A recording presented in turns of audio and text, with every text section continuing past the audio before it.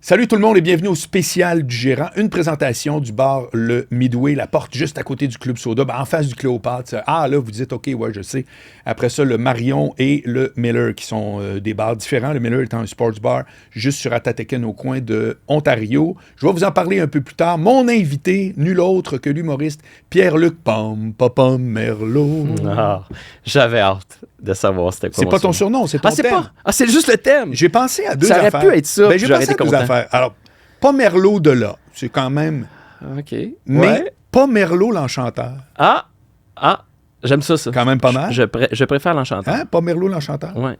Je suis un surnommiste. Je Très heureux de te voir. Ben merci. Alors, merci. Tu t'as dit que tu avais écouté presque, sinon tous les spéciales du gérant. Oui. Donc ça, je trouve ça très intéressant. Oui. Je t'en remercie. C'est toujours le fun d'entendre ça. Ah, mais c'est bon. Honnêtement, je ne l'aurais pas écouté si ça n'avait pas été bon, mais c'est vraiment intéressant. Puis là, d'ailleurs, je terminais celui avec Patrice Lécuyer. OK.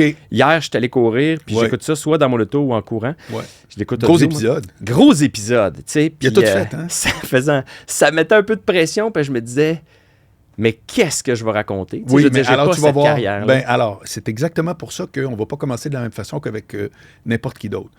Quand j'ai commencé ça, toi, t'es le 54e épisode. Évidemment, j'appelle mes amis qui ont mon âge, donc qui sont des Mike, des Dominique Paquette, très établis. Ouais. 10 épisodes, 20 épisodes, à un moment donné, c'est le Québec. C'est pas les États-Unis, c'est pas le monde. Donc, à un moment donné, les grandes vedettes, j'ai parlé avec.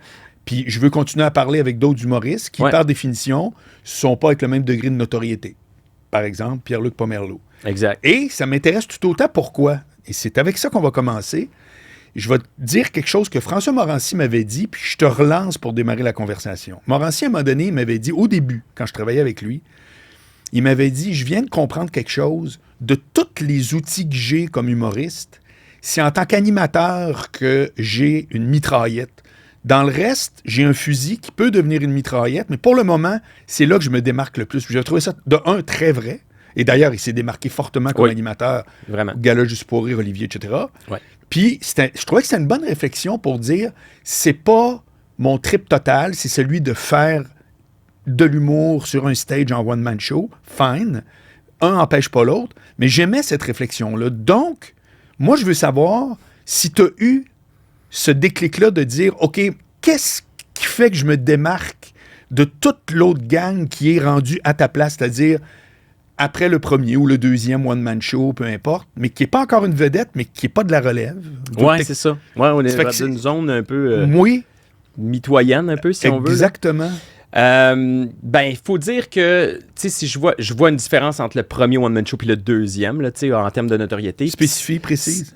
En termes de notoriété, parce que, je ratisse plus large. Il y a beaucoup plus de monde qui viennent voir mon spectacle. Tu sais, on pensait faire une centaine de représentations. C'était 130, 150 représentations, puis on approche les 260 représentations. Ah, ben ouais. On va finir avec un 260. On a prolongé la tournée d'un an et demi. Là, on faisait que la prolonger. T'es produit où, là? Je suis produit chez Entourage. OK. Puis, donc, t'es géré par Hagen Deshaies. Exact. Monsieur Martin Deshaies, oui. Puis, je suis produit avec Entourage. OK. Donc, c'est ça, c'était une belle surprise. On avait déjà la cible. Souvent en termes de billets là, qu'on va cibler un marché, on va essayer de rejoindre tant de personnes. On ciblait à peu près 40. Le chiffre, c'était 43 000 personnes. Parce qu'on prend... La façon que ça fonctionne, là, pour que les gens comprennent, c'est qu'on cible un nombre de dates. Puis on pense remplir un pourcentage, disons, mettons, 70% des salles. Ça donne un chiffre qui arrivait à 43. Ouais, c'est bizarre, ça fait très bise, mais... Ouais, mais c'était comme la cible. Puis rapidement, on l'a dépassé, t'sais. Puis j'en revenais pas, là, ça allait vite. Donc, ils ont rajouté des dates.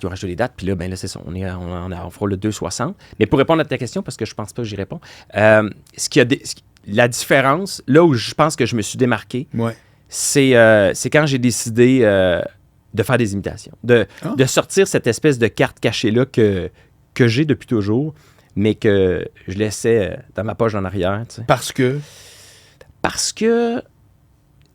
Parce que l'imitateur avait pas bonne presse. C'est vrai. À l'époque. Je suis pas convaincu que ça a changé, ceci étant dit. J'ai Je parle capable de l'imitateur qui passer... fait que ça, là. Ouais, mais j'ai passé outre ça. OK. C'est un travail, honnêtement, là, d'arrêter de focusser sur ce que le monde pense. Là. Ouais. Puis, non, mais c'est vraiment ça. Puis Ouais. j'ai des collègues qui sont dans la même situation que moi, où veut pas, faut pas se comparer dans la vie, mais on dirait que c'est un métier où on fait rien que ça, se comparer. Là, lui, il fait ça, puis lui, il réussit ça, puis comment ça que lui, ça marche, puis moi, ça C'est marche vrai, pas. Puis ça. faut pas que tu le fasses, mais en même temps, faut que tu le regardes ce qui se fait. Tu sais, c'est comme bizarre, là. Tu sais, faut que tu regardes ce qui se fait pour voir ce qui marche, mais en même temps, tu veux pas copier, tu veux être différent, puis tu veux que ça marche toi aussi, là. Fait que c'est dur de pas se comparer puis de se comparer. Cela dit, j'ai longtemps pas fait d'imitation parce que je voulais pas non plus être catégorisé imitateur. Oui. Tu sais que Dominique Paquette, c'était pareil. Ben, Quand probablement. il a commencé, son premier gala, c'était l'imitateur d'imitateur. Puis c'était 8e degré, mais, Ben, c'était mais ça pour en marchait. rire. Mais c'était Oui, pour en rire. oui, mais je veux dire, à la rigueur, ce que lui trouvait drôle, c'est pas ce que le monde riait. Ouais. Le monde riait littéralement parce qu'il faisait des très bonnes imitations, C'est ça. mais tu sais, comme bon, bref. Puis il y avait exactement cette. Moi, je me souviens d'être un gars qui disait Crème, mais c'est un outil, serre-toi-en, mais lui, c'était comme non, je veux pas être vu comme. Tu sais. Non, c'est ça. Ouais. Puis je suis vraiment la génération où, fut un temps, là, des années fin 90, là, il y en avait beaucoup, là. Tu sais, on avait Marc Dupré, on avait Benoît Paquette, Michael on avait Rancourt. Steve Diamond, tu sais. Le gars qui imitait McLeod, là. Bélanger. Bélanger, exact. Je me souviens plus, mais je sais que c'est Bélanger. Bref, il y en avait beaucoup. Ouais. Puis là, c'est ça, les humoristes riaient à un moment donné, beaucoup, Oui. les imitateurs, Oui. comme on rit des magiciens, malheureusement. Ouais. Mais fait que c'est ça. J'entendais ça, moi, fait que je me disais, je commencerais pas à faire ça. Mais c'est certain que si j'avais sorti ça au début, j'aurais probablement eu des chances. Rapidement, j'aurais défoncé quelques portes, puis je me serais ramassé, par exemple, à faire un gala juste pour rire rapidement. OK. Mais je me disais, après ça, m'être catégorisé imitateur, puis c'est juste ça qu'on va me demander. Je comprends. Hey, À tort viens. ou à raison, c'était la réflexion. C'était ma réflexion. Maintenant, ça veut dire que c'est ça que tu penses qui t'a quand même rattrapé puis qui t'a démarqué tout à coup plus fortement. Ben oui, parce que j'ai fini la tournée du premier spectacle qui a eu un succès correct. Là. Puis après ça, cette tournée-là s'est terminée début à novembre, à l'automne novembre 2019. OK. Puis après ça, j'ai fait une présentation aux Oliviers avec Philippe Laprise, où là, je les ai tous imités dans le face aux Oliviers. C'était OK. audacieux un peu, là. OK. Je pense qu'après coup... Je l'ai pas vu, ça. Tu Ça imitais va, quoi, les humoristes qui étaient en j'ai nomination? imité dans le face Louis-José Hood, François Bellefeuille, Simon Leblanc, Laurent Paquin. J'ai-tu fait Mike? Je pense que non, mais tu sais, j'en ai fait 5-6, malade. là. Puis je pense que la grosse majorité du milieu de l'humour le savait pas. Que j'étais OK. capable d'imiter autant, OK. puis aussi juste. Fait que ça donnait un gros coup. Puis là, le téléphone s'est maçonné. C'est quoi? Fais-moi ta meilleure imitation d'un humoriste, selon toi, ou celle que tu trouves la plus drôle à faire. Ben, celle que j'ai le mieux, c'est François Bellefeuille, parce OK. que je l'ai suivi pendant 6 ans. Fait que, Ah, tu sais, ben pour oui. moi, c'est... Ouais. Ouais, c'est ça. Je suis content d'être ici. C'est beau, ton décor. Il y a du travail. C'est surprenant. Dans toi. Pourquoi t'es pas tout seul là-dedans? Fait que ça, C'est très, très bon. C'est ça. Fait que Ouais, j'en fais c'est très fort. quelques-uns, tu sais, c'est OK. ça. Puis, Fait que ça a été un coup de circuit. un gros coup de circuit. Oui, Ouais. parce qu'après ça, ben là, tu sais, on m'en parlait. Puis là, c'est drôle parce que là, tu te ramasses dans les loges au bordel avec d'autres collègues humoristes, d'autres chums, puis autant ils rient des imitateurs, là, autant là, ils veulent que tu le fasses, là, Laurent Paquin, puis ils veulent que tu Vraiment, le fasses. s'il y a un art, j'ai bien dit un art méprisé, c'est le jeu de mots / surnom. Mais tout le monde le veut, son surnom. Ben oui, Tout le c'est monde, les surnoms, ben oui, c'est ça. Ah ouais. Fait que c'est un peu la même affaire, mais bref, fait que là, je me suis mis à... Ça fait que ça t'a démarqué. Ouais, Puis là, t'as intégré ça dans ce show-là plus, je suppose? dans ce show-là. Le show actuel Tristement s'appelle que j'ai pas vu, là. Moqueur polyglotte, qui s'appelle. Ouais, ben oui, c'est ça. Moqueur polyglotte parce que c'est... Puis il faut que je donne le crédit à chaque fois quand je suis en entrevue, je le dis, là, mais c'est l'humoriste Joe Cormier qui a trouvé le OK. titre du show. OK. Parce qu'il regardait un reportage sur ces animaux. Puis un petit oiseau, c'est son nom. Le nom commun, c'est Mockerbird, là, mais c'est Ouais, vraiment ben le oui. moqueur polyglotte. Ouais, c'est ouais. un petit oiseau qui imite les autres oiseaux. Il n'a OK. pas vraiment de cri à lui. Il OK. fallait qu'imiter les sons ambiants puis les autres oiseaux. Puis... Fait que là, il dit, ça serait bon pour ton titre de show, tu sais. Fait que j'ai mûri ça un peu, puis j'ai fait, ouais, c'est intéressant. Fait qu'on a collé ça. Puis c'est pas... Encore là, c'est pas un show d'imitation, tu sais, c'est vraiment un show Non, de non, stand-up, je comprends. c'est un show d'humour, mais c'est saupoudré d'imitation. J'ai essayé de les rentrer, pas genre un bloc. OK, là, vous faites des imitations pendant 5 minutes, même si c'est impressionnant de voir un artiste changer de voix, tu sais, un après l'autre. Ouais, ouais. Je voulais... We are the world, là. Ouais, à la We Are the World, mais Ouais. je voulais de quoi d'un peu plus organique où je raconte des trucs, puis à un moment donné, je rentre Laurent Paquin, je rentre François, tu sais. Puis ça fonctionne. C'était dur à mettre en scène parce que là, les gens, ils comprenaient pas. Puis souvent, j'entends les imitateurs, quand tu es obligé de nommer la personne, c'est parce que tu l'as pas. Ouais. Puis c'est pas vrai, ça. OK. Parce que, puis pour avoir jasé avec d'autres imitateurs, Ouais. sont 700 dans la salle. Si je fais mon stand-up, puis à un moment donné, je me mets à parler à François Bellefeuille, avant que tu catches que, il est en train d'imiter François Bellefeuille. Ouais. Ou sais-tu? Tu sais, j'envoyais des couples, c'est-tu François Bellefeuille? Ouais, non. Puis là, pendant qu'ils font ça, ils n'écoutent pas, là. Non. Ils n'écoutent pas l'imitation. Ah, c'est un bon point, ça. Ça, c'est terrible. C'est comme quand tu présentes quelque chose à ta famille quand tu es ado. Tu sais, moi, je faisais des films. Ouais. Puis que là, tu fais, hey, je vais vous montrer mon film.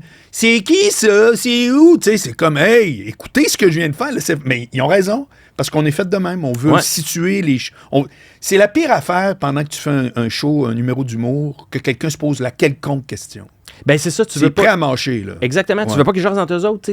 S'ils veulent apprécier l'imitation, faut que je le mette dans la tête c'est qui je m'en vais imiter. C'est réglé. Puis là, à partir du moment où je le nomme, puis j'en fais vraiment 3 back-à-back en rentrant. OK. Puis on a même ajouté à la mise en scène une douche, tu sais, vraiment, où la lumière change. C'est l'imitation. L'imitation finie, ça rallume normal.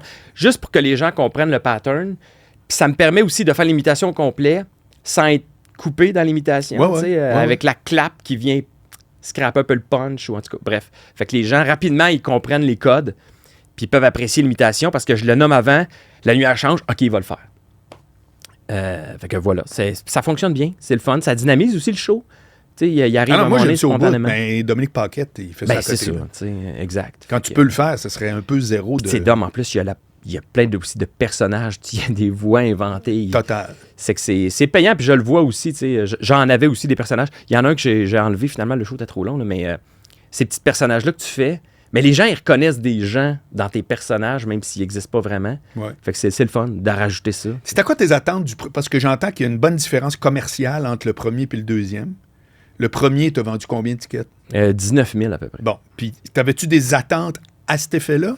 Ou tu te disais, ça y est, premier one-man show, je viens de signer, Non, ce premier show-là, on est encore dans l'apprentissage. Le premier show, c'est celui où tu ramasses tous les numéros que tu écris depuis 5-10 ans. Ouais.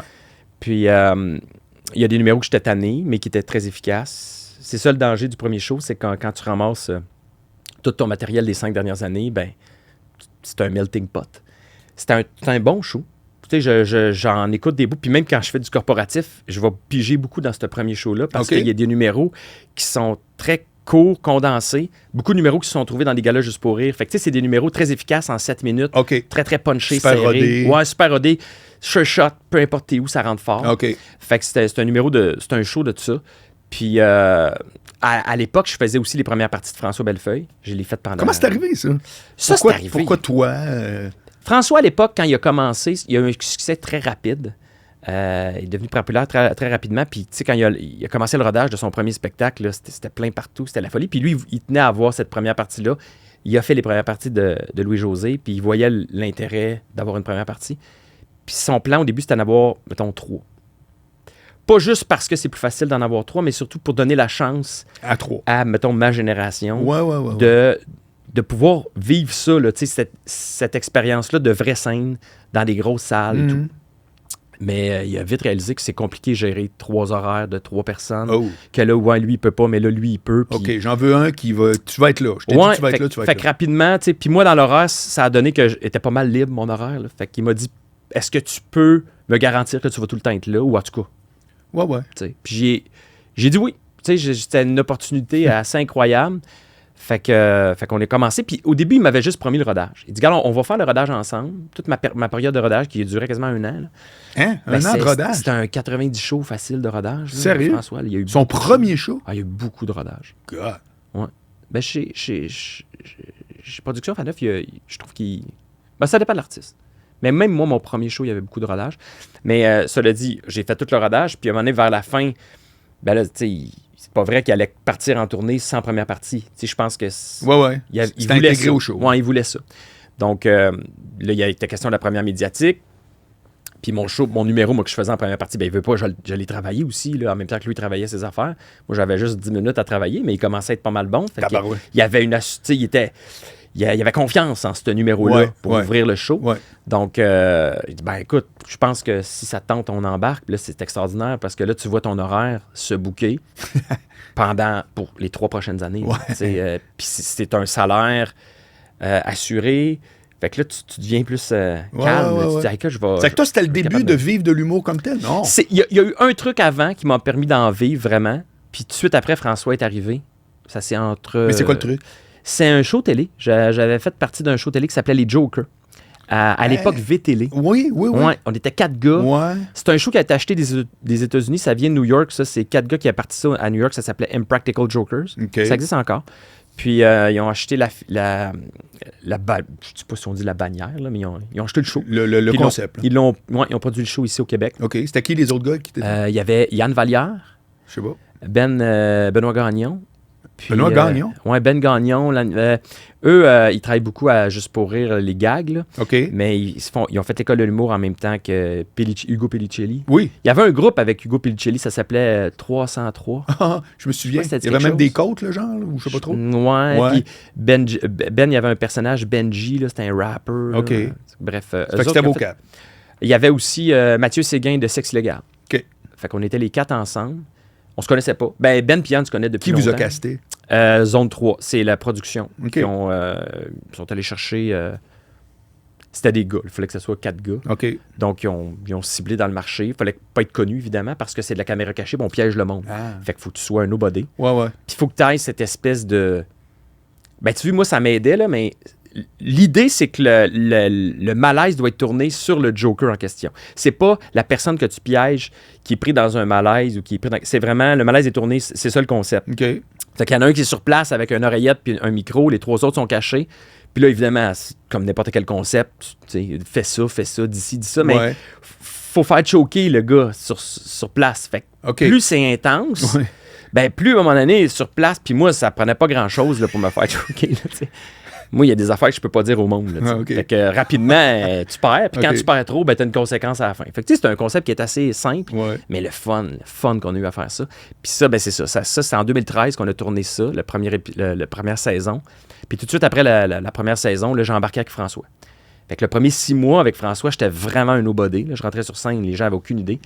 Puis du moment où le show Les Jokers est arrivé à la télé en 2014, février 2014. Je suis passé du nobody à je rentrais sur scène, puis le monde se mettait à crier les Jokers. Ça fait qu'il a marché, ce show de TV-là. Il a marché, oui, il marchait bien. On a fait 3 saisons. Ah, quand même. Ouais. OK. Puis là, finalement, après les 3 saisons, ben là, je pense que c'est V qui a décidé ils ont fait des choix. C'était une époque où il y avait quand même beaucoup. Il y avait les Détestables qui jouaient aussi en même temps. Ouais, ça faisait comme 2 shows. C'était les vieux. Là, c'était les vieux, c'est ça. Mais c'était 2 shows de caméra cachée qui roulaient simultanément. V les avait séparés, un à l'automne, un à l'hiver, pour pas qu'il y ait 2 fois la même affaire qui roule en ongle.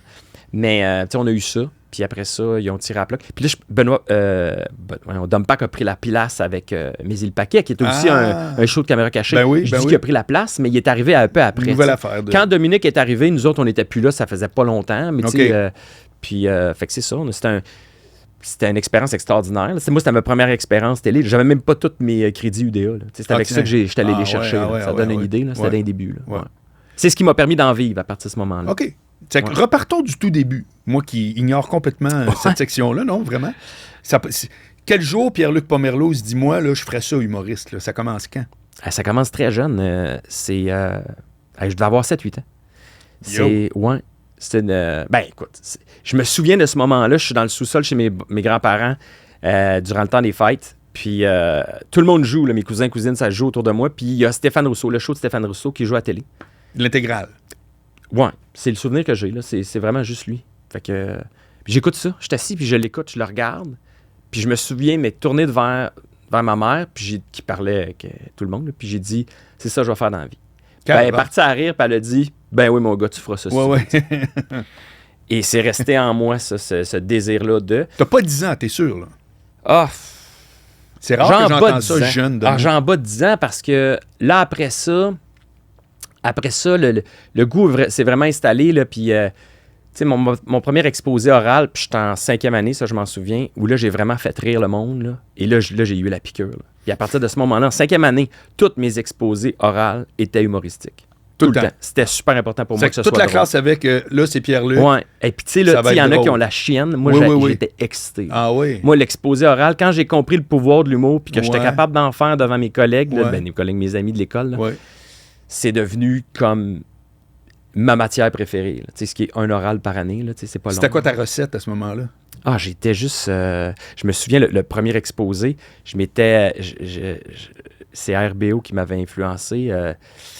C'est Yves Pépeltier qui faisait un numéro. T'as quel âge, juste là? Là, à 5e année. Non, là, aujourd'hui. Là, j'ai 41. OK. Puis à cette époque-là, il faisait un numéro où il était bulletin de nouvelles, mais pour les sourds, je pense. Oui, pour les malentendants. Puis là, il mettait des... Ouais, il y avait des...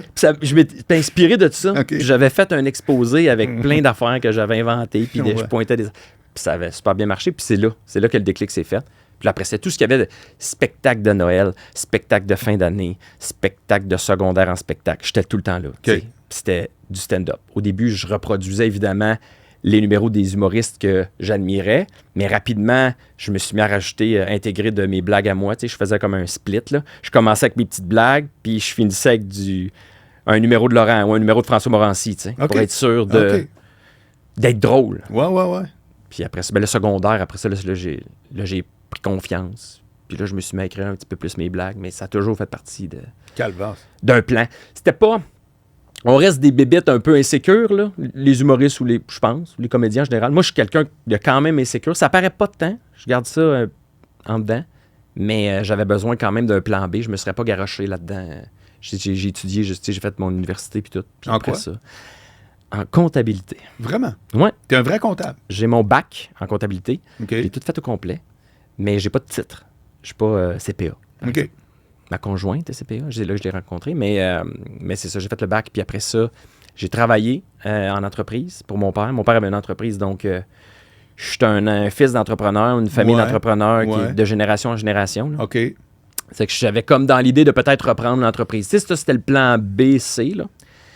Mais ça me tentait pas. Tu sais, je veux dire, j'ai travaillé là à partir de 13 ans peut-être, là, tu sais, les petits jobs d'été. Puis j'ai toujours travaillé pour mon père. Puis au cégep, là, je me suis mis à travailler au Vieux-Clocher de Magog. Ah bon? Ça, c'est un beau concours de circonstances. Encore une fois, cégep en spectacle. Avec, notre... Bernard. Ouais. Bernard Cazat. C'était ton boss? C'était mon boss. Ah ben, Caroline, tu parles. Ouais, pendant 5 ans. Wow. Je sais pas s'il y a un surnom, Bernard. Non. Non. Je connaissais très bien même, mais non, pas assez pour y donner. OK, c'est bon. Mais cela dit, ben c'est ça. J'avais fait cégep en spectacle. Puis j'ose avec un gars, je sais pas, à l'entraque ou après le show. Puis lui, c'est un musicien qui travaillait au Vieux-Clocher comme placier. Puis là, il me voyait aller sur scène. Il me disait « Hey, t'es drôle, t'aimes l'humour. Il dit « T'aimerais-tu ça travailler au Vieux-Clocher? » Tu sais, moi, à l'époque, je viens de Magog. C'est que là, il me dit « Je m'en vais. Je pourrais te donner ton nom. » Ça s'est fait comme ça. Eh bien. Je suis arrivé un soir. La boss, là, la gérante, me dit « Ben, garde, voici la job. C'est pas dur. Là, tu dis aux gens, voici les places. Puis t'es assis. Puis après ça, tu remplis le frigidaire de bière. » Fait que, OK, parfait. Mais tu sais, ça a été une expérience extraordinaire. Ça, c'est 5 ans de formation en humour. Là. J'ai passé... Puis le premier été, François Morancy était là, le rodage de son show Morancy. T'es couché sur le côté, tu te souviens? Tu gérais-tu à ce moment-là? Non. Ça, c'est après moi, ça. C'est tout de suite après toi, ça? Oui. Nous autres, il y avait rodé au Liquor Store. Ah oui? Il y avait des shows au Liquor Store? Oui, il y avait... Le Liquor Store faisait des spectacles d'humour. La première année, c'était comme des soirées où je ne sais plus trop. Puis après ça, il a fait vraiment du rodage. Moi, Cavana a fait son... On pourrait appeler ça du pré-rodage. Là. Ouais. Puis François, la même affaire. OK. Si je me souviens bien, là, je ne sais pas, il doit l'écouter, là, puis il pourra me dire si c'est ça ou pas. Mais Liquor Store, ouais, puis c'est le Liquor Store avant qu'il soit sur le bord de la rivière. Là, exact. Là, ouais. D'ailleurs, pour l'anecdote, au Liquor Store, il y avait, après les shows d'humour, genre à 22h, il y avait Garou qui chantait. Oui, ça, je me souviens. OK? Oui. Et c'est Luc, le compositeur super célèbre avec les lunettes fumées, les cheveux blonds. Là. Luc Plamondon. Luc Plamondon, qui avait un chalet dans le coin de Memphremagog, là, de le lac, qui allait là des fois, pour le fun, je suppose, qui l'a vu là, puis qui a donné Quasimodo dans Notre-Dame de Paris. Lui, là, ça a été genre, je chante d'un bar, puis je me ramasse à Paris dans un opéra rock. Ah ouais, parce que je sais que Garou chantait vraiment du rock, lui, c'était un gars de rock, là. Il y avait un band, puis tout. Mais, c'est là que ça s'est fait. Oui. C'est bien drôle. C'est capoté, hein? Ouais, là, moi, j'étais trop jeune à l'époque pour sortir. Tu sais, dans le podcast avec l'écuyer, tu disais que tu l'as écouté. Ouais. Quand il raconte que Robitaille, Patrice, Oui. il avait un petit creux, il a fait un quiz. Oui. Puis qu'en Floride, t'as c'est qui l'a vu? Deloncourt Ouais, qui dit « il ferait un bon... Cyrano de Bergerac. » Exactement. Tu comprends? Oui, c'est vrai. C'est capoté. Non, c'est ça. Tu dis, des fois, la vie se dessine, puis tu regardes ça avec du recul. En tout cas, après. c'est pas en restant chez vous que ça arrive. C'est ça, Moralité, faut que tu fasses là. des shows, faut que tu te fasses voir. Ouais. Tu sais. Fait que, bref, je me suis ramassé au Vieux-Clocher à voir justement des François Morancy pendant un mois de temps à roder du mardi au samedi, faire le même show à répétition, puis de voir le même show. C'est pas comme regarder la même cassette, là, parce que c'est pas le même show. Ben Tu sais, c'est les mêmes blagues, mais les blagues évoluent, puis c'est du rodage. Exact. Fait que tu le vois travailler, là, tu le vois qu'il coupe des affaires, puis il était à la radio le midi, il remontait à Montréal, il revenait le soir faire ses shows. C'était un rythme de fou, là, mais je l'ai vu travailler, puis j'avais la chance en plus de prendre une bière après avec, parce que souvent, les gens s'en vont, on fait le ménage. Lui, il remonte en haut tranquille, il veut relaxer, il veut jaser un peu. Les techs descendent aussi d'en haut, puis on se ramasse tout au bar. Ouais. Puis de pouvoir échanger avec lui, c'était vraiment intéressant. Il m'avait dit, parce que moi, j'avais pas beaucoup d'expérience, j'avais joué, le premier vrai show, j'avais 17 ans, puis c'était un tournoi de golf. Là. OK. Fait que je m'étais pété la gueule, là, C'est mais tellement atroce. solide. Là. Tournoi de gueule. Puis c'est lui qui m'avait comme dit, non, il dit, on se pète toute la gueule. Il dit même moi, puis il m'avait raconté l'anecdote avec René Angelil, puis il m'avait dit... Ça, c'était moi, ça. T'étais là, Oui. c'est ça. C'était épouvantable. Ouais, c'est ça qu'il m'a dit. Il paraît que c'était atroce. Mais ça m'a réconforté. Mais je vais le compter pour ceux, c'est Oui. qu'il y avait... il y a à Valleyfield, si je ne me trompe pas, un steakhouse qui donnait ou donne encore des gros shows. Puis Céline était super populaire. Là. C'était pas Céline Dion, les dents croches. Là. C'était Céline Dion. OK. Puis elle s'en va jouer là, genre 3 soirs. Souper spectacle avec un steak, puis tu sais. OK. Parce que René, c'était un gars qui connaissait, puis qui... T'avais une faveur, genre. Carrément. Ouais. Puis François faisait partie de Céline dans le temps. OK. Ça fait qu'il a dit, est-ce que François pourrait venir? Là, ben oui. D'un René Angélil, il finit pas sa phrase, tu dis oui, là, tu sais. Mais mon gars, tout le monde s'en tape. Ça parle, mais, tu sais, grave, là. Ouais. Non. C'est il a pas rêvé. Ça avait été vraiment... Ben, c'est ça. Moi, c'était dans le cadre d'un souper de golf pour mon école secondaire. C'était un genre de retrouvailles. Là, il invitait tous les anciens du collège. Puis là, mon père faisait partie de ces anciens-là. Moi, j'étais à la même école que mon père. Fait que là, mon père est assis à une table avec tous ses chums. Puis il y a plein surtout des hommes. Là, c'est un tournoi de golf. Puis c'était un collège juste de gars. C'était vraiment un party de... Ouais. Puis moi, il me demande... Puis ça, c'est parce que tu connais pas le métier. Puis les professeurs à l'école, ils me trouvaient drôle. Puis j'animais toutes les... Fait que, j'animais toutes les... Whatever, là, les soupers spaghettis et tout. Fait que, hey, Pierre-Luc, t'es drôle. Tu fais des petits numéros. On va t'aider. Tu sais, JF, il est drôle. Lui, le prof de maths, il va t'aider à écrire un numéro. Pas long, là, 15 minutes. Juste sur le golf. Tu sais, ça sent l'échec, là. Mais t'en as jamais fait. Tu le sais pas, là. Non. T'en vas te péter à la gueule. Ouais. C'est un numéro que t'as jamais fait. Sur le golf, je joue même pas au golf. Ouais. Habillé en golfeur, parce que c'était comme un genre de personnage. Hey, Dans une place où il n'y a pas de 15 stage. minutes. C'est 15 une éternité. minutes, c'est une éternité. Oui. J'avais 6 pieds de fil, Oui. pogné dans le coin, avec mes bas, tu sais ça, j'étais déguisé en joueur de golf, là, tu sais, cocasse, là. Ouais. Hey, personne n'écoutait, il faisait le moitié-moitié en même temps. C'était atroce. Puis tu l'as fait au complet? Je sais plus, j'ai plus de Non, souvenirs. OK. Mais probablement que ça a C'est dû épouvantable. durer 7 minutes. Ouais. J'ai dû accélérer au max. Je me souviens que je suis rentré dans la salle de bain pour me changer. Mon père est venu me rejoindre. Puis j'étais en tabarnak. J'ai fait, plus jamais je fais ça. Plus jamais. Et il a été extraordinaire parce que, tu sais, mon père ne connaît pas ça, ce métier-là. Ben non. Mais il a été capable de me dire, hey, personne n'écoutait parce que t'avais les conditions les pires là, pour que ça marche. Ouais. Puis c'était impossible. C'est pas que c'était pas bon. Non. C'était Ah, il y sûrement a des pas bon, limites, mais là. tu sais, je veux dire, t'as zéro les conditions. Tu peux Ouais. pas mettre ça, c'est la Non. faute que t'étais pas bon, là. Avant de dire ça, faut que tu refasses dans des conditions meilleures que ça n'a voilà. pas de bon sens. Exact. Mais là, c'est de sortir de Ça, c'est là comme après. dans le temps. Te rappelles-tu d'une émission qui avait lieu qui s'appelait Les démons du midi? Eh bien, je sais c'est quoi, mais OK. là, C'est j'étais ça. peut-être jeune un peu, là. Ça passait en direct. C'était tourné à Place Laurier à Québec. Ça passait sur tout le réseau. Sais-tu Gilles Latulippe qui fait Gilles ça? Latulippe, Avec puis, la madame qui riait tout le temps. Voilà. Ouais, c'est ça, ouais. Mais c'était quoi son nom? Suzanne Lapointe. Ça se peut, là. OK? Ça, Puis ouais. il prenait des humoristes qui allaient là faire, des fois, jouer dans un sketch avec Gilles Latulippe. Ça, OK. c'est sympathique. Mais d'autres fois, faire un numéro, tu sais. Puis c'est impossible. T'es devant 42 cardiaques de l'Hôtel Dieu de Lévis. Ouais, non. Un éclairage de H. Il n'y a rien qui se peut. Sauf que monsieur, madame, tout le monde qui voit ça à télé, il fait juste dire qu'il n'est pas drôle. Il se dit pas l'éclairage. Il fait juste, il est pas drôle, lui, le jeu. C'est ça. Ça fait que c'est un piège, parce que tu dis, il faut toujours bien être vu. Mais si t'es vu pour que tout le monde dise que t'es zéro, c'est terrible. Non, c'est ça. Exact. Fait que là, tu sais, ça n'a pas d'impact, là, je veux dire. Ben non. 17 ans, Zéro. tournoi de golf, Absolument. personne ne se souvient de ça. Non. Mais récemment, mon directeur de l'époque m'a envoyé cette photo-là de moi. Je pensais pas que ça existait, un En souvenir de ça. perdition. Je sais pas où tu as trouvé ça, mais... Et là, j'ai eu un mal, là. Et genre de boule, là. Oui, Je suis parti à rire, et j'ai oui. fait « Oh my God! » Il y a comme que... J'ai C'était vécu ça, loin dans là. ma mémoire, là, mais c'est comme revenu, le feeling est revenu en voyant l'image. là, tu sais. L'éclair. Mais bref, fait que tu sais, c'est tout ça, là, ça a commencé là, dans cette passion-là de l'humour, qui s'est transmis en étant là au Vieux Clocher, puis en voyant les humoristes rouler. Tu sais, il y a eu Laurent Paquin l'année d'après, il y a eu Patrick Mais Groux. pendant ce temps-là, joues-tu ou tu fais juste Non, travailler à ce là? moment-là, je suis au cégep, puis après ça, je suis à l'université. Fait que j'étudie, OK. et je ne fais que travailler là, puis pour mon père, là, je faisais les deux. Puis, mais c'était pas du travail pour moi, tu sais. Bon, ouais. Je travaillais l'été, là, je travaillais le jour pour mon père, du lundi au samedi, puis je travaillais au Vieux Clocher du mardi au samedi. Calvaire. Fait que je finissais mon chiffre à 5 heures, Pourquoi j'arrivais t'es chez nous. intense demain?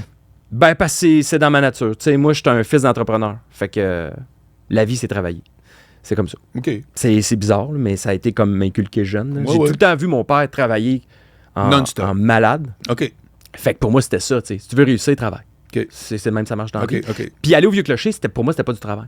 C'était même... Ouais, t'as quelque chose là-dedans qui est. Ouais, tu sais, moi, j'étais comme, je vais pas travailler, là, je m'en Ouais, vais. ils ont Ouais, des je m'en shows, vais asseoir tu le changes. monde, assoyez-vous. Puis après ça, je m'installe en arrière. C'est un j'écoute job le show. d'accueil, quasiment. Exact, tu sais, Ouais. j'étais assis en arrière, puis j'écoute le show. Y a-tu de quoi de plus merveilleux Ouais, que ça? absolument. Puis là, à un moment donné, tu viens que t'es sais par cœur, là, les numéros, tu sais, moi.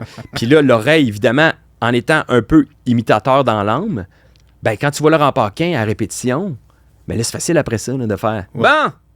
Ah non, quand j'ai su qu'il était pour avoir ben du monde comme ça, j'étais vraiment content. » Mais là, tu connais toutes les lignes. c'est là. Fait que bon. tu peux faire Juste le le show bon, il est complet. parfait. Bon, mais c'est de même que je pars. tu sais. ouais. Ça te prend tout le temps un mot pour Ah te ouais? starter. Ouais, ok. Ouais, moi, c'est ça que c'est de même que je fonctionne. Puis il le fait. Hey, puis quand je le regarde, là, des fois, je regarde des nouveaux numéros, là, puis Ouais. je fais. Tu sais comment il fait son numéro? Ouais. Je l'ai dit, c'est un des meilleurs au Québec, là. Mais tu sais, Ouais. puis il fait Hein? Tu sais, il parle, puis là, il arrête. Hein? Non, mais ça n'a pas de bon sens. Hein? En pensez quoi? Il est tellement incroyable. Ah ouais, c'est Fait que là, après dans ces mes années-là, préférés, de... qu'est-ce qui se passe? Ben là, c'est ça. Là, Là, t'as vraiment un là, j'étais à moment l'université clé, là. à ce moment-là. Puis là, l'idée d'aller à l'école de l'humour, c'est très fort en moi. Tu sais, je me dis, OK, là, je vais faire mon bac, je vais avoir ça en dedans, là, T'étais-tu dans ma bon, poche en d'ailleurs? arrière. Pourri. J'étais un très bon élève, dans le sens où, c'est primaire, secondaire, là, élève modèle, tu sais, pas premier de classe. Encore là, il fallait que je travaille pour, tu sais, avoir des bonnes notes, mais je travaillais. OK. J'ai travaillé fort pour avoir des bons résultats. OK. J'avais des bons résultats. Puis ça m'a suivi. Ça m'a servi, en fait, parce que tu passes pas à travers un bac en comptabilité en haïssant ça, puis de le faire jusqu'au bout. Parce que c'est ça, souvent, mon problème, c'est que même si c'est plate, m'a le finir. Tu sais. Je suis rentré au cégep en sciences nat, en sciences nature, sciences Oui. pures. J'ai détesté ça. Tu sais. OK. On m'avait dit, t'es bon à l'école, sciences nat, ça ouvre toutes les portes. Ouais, mais tu sais, C'est vrai. c'est vrai, mais si tu veux t'en aller en or ou Aucun rapport. whatever, ça n'a pas rapport. Ouais, Puis je suis tu, d'accord. tu te fais chier pendant Ouais. 2 ans. Ouais. là. Puis là, plus ça va, plus c'est tough parce que tu es avec ceux qui veulent être médecins puis ingénieurs. Voilà. Puis là, ben là, toi, tu veux juste... C'est que moi, j'ai choisi de faire 1 an de Sciences Po à l'Université Laval avant d'entrer en droit. OK. Parce que du cégep, j'avais pas une note. Moi, j'ai fait un deck en cafétéria au cégep de Limoilou. OK. Puis j'ai fait comme... Et puis pourquoi j'ai pris moins de cours que plus? Justement parce que j'ai jamais fini officiellement mon certificat. Mais je voulais une grosse note. Ouais, c'est Tu ça. comprends? Point Ouais. barre. C'est ça que ça Fait te que je fait. peux aller faire un truc compliqué parce que ça paraît bien. Mais non. Avec, ben, en tout cas, tant mieux si toi, tu as réussi à passer au Ben, travers. j'ai réussi Ça à a dû passer au rocher comme un travers, malade. mais ça a été tough. Ben Tu sais, oui. Je faisais que ça. là. Prends 60 secondes pour remercier le Midway, le Miller, ainsi que le Marion. C'est les 3 bars de la gang du Midway, qui est juste à côté du Club Soda, un bar que je vais très souvent, ainsi qu'au Marion. Puis le Miller, ils ont maintenant des soirées d'humour animées par Farapol le mercredi soir dès 20h. Alors, c'est sur Atateken, au coin, ben pas au coin, mais tout près de Ontario. C'est que je les remercie parce que c'est cette gang-là qui permet au Spécial Durand de continuer. Et puis, ils sont là depuis le tout début. C'est absolument formidable. Alors, j'espère que vous aimez l'épisode en cours. Et puis, n'hésitez pas, évidemment, à vous abonner, à commenter, à liker. Tout le monde vous le répète, mais c'est parce que c'est réellement important. Ça permet vraiment de mettre du trafic. Et je lis absolument tous les commentaires. Puis, c'est très rare que j'y réponds pas. Et ils sont habituellement excellents. Donc, j'aime beaucoup tout ce que vous me dites en commentaire sur la vidéo. On continue l'entrevue. C'était juste ça, là, passer mes journées dans ma chambre à faire de la physique, puis la physique électrique. Encore aujourd'hui, je comprends rien, tu sais, mais je sais pas comment. Pourtant, t'es un gars de chiffres. Mais je l'ai passé. Je suis passé à travers ça. OK. Fait qu'en passant à travers ça, là, je finis le cégep, là, il faut choisir ce que tu veux faire. Ouais. Je ne sais pas plus. Moi, je veux faire de l'humour. Ouais. Mais tu sais, en même temps, je fais comme moi, mais là, je peux pas avoir juste un deck en sciences nat, là, ça sert à rien. Je comprends. C'est que là, je me garoche, je m'inscris en kiné puis en admin. Et là, ils me prennent d'un deux. Fait que là, je dis, je vais aller en admin. Tu sais, j'avais toujours en arrière de moi, s'il n'y a rien qui marche, il y a toujours mon père qui est là puis je peux reprendre l'entreprise. Fait qu'en admin, ça va être pertinent. Rentre en admin, là, tu as encore des choix à faire. Tu veux-tu aller en ressources humaines? Tu veux-tu aller en finance? En comptabilité? Marketing. En marketing, il y a de tout, là. Faut que tu choisisses. Fait que là, première année, tronc commun, tu suis les cours. Bon, marketing, je n'étais pas forcément bon, mais moi, le feeling que si tu es le moindrement vendeur, puis tu crois en ce que tu es, puis tu as une grande gueule, tu peux te débrouiller en marketing, là. Oui. Fait que j'étais comme ça, donne rien de faire ce cours. Hey, je m'excuse à ceux qui étudient en marketing. Non, mais tu avais un talent à la Je base. résume, mais j'ai un talent d'orateur, j'ai une facilité à rentrer en contact avec les gens. Ouais. Puis si je crois un produit, je peux te le vendre. OK. Tu sais, moi, je tripe bicycle, je vais t'en vendre un bicycle si t'en veux un. C'est sûr que je t'en vends un. Okay. Fait que pour moi, ça, c'était pas... je dis, je vais aller faire quelque chose qui va me servir, tu sais... la comptabilité, pour moi, la comptabilité de management, ça me parlait parce que je me suis dit, si après ça, je me mets à travailler en entreprise pour mon père, je vais être une valeur ajoutée. T'sais. Fait que j'ai embarqué là, mais de reculons, là. Tu sais, je suis allé étudier en admin, en comptabilité, parce que si je reprends l'entreprise de mon père, ça va être utile. Ouais, il y avait beaucoup de if, là, tu sais, puis mais j'aimais pas ça, là. Puis j'étais pas bon. J'étais pas bon, puis c'était dur. Sauf qu'à partir de ce moment-là, je me suis dit, les notes, ça n'a plus d'importance. Le rendu là... Non. Tu sais, je veux dire, fais juste... Tu veux le papier. Tu veux le papier, là, parce qu'ils regarderont pas tes notes, là. Non. Après ça, c'est la personnalité qui compte. Puis c'est drôle parce que je pense que j'ai eu la bonne attitude. Moi, je suis rentré à l'université en me disant, parce que j'avais toujours l'idée de faire de l'humour, puis je me suis dit, il faut que tu sortes de l'université puis que tout le monde te connaisse. Parce que ces gens-là, après, ils sont partout dans le Québec. Ces gens-là s'en vont travailler pour Desjardins, Bombardier, whatever, nomme-les, là, en finance. Oui, c'est très vrai. Puis ça va être des contacts à vie. Peu importe ce que tu vas faire, que je sois humoriste ou que j'ai ma propre entreprise, ces contacts-là vont me servir. Oui. Puis j'ai vu juste... Là, j'étais dans toutes les associations. J'ai tout fait les assos. J'organisais, j'étais dans toutes les 4 à 7. J'étais tout le temps là. Tout le temps là. Fait que tu participais au bout. Oui, j'avais pas des bonnes notes, mais j'étais très impliqué socialement. Puis ça m'a servi. Parce qu'après ça, je suis sorti de l'école. Puis déjà là, l'université, en fait, puis les gens m'engageaient pour du corpo. Tu sais, j'ai fait des...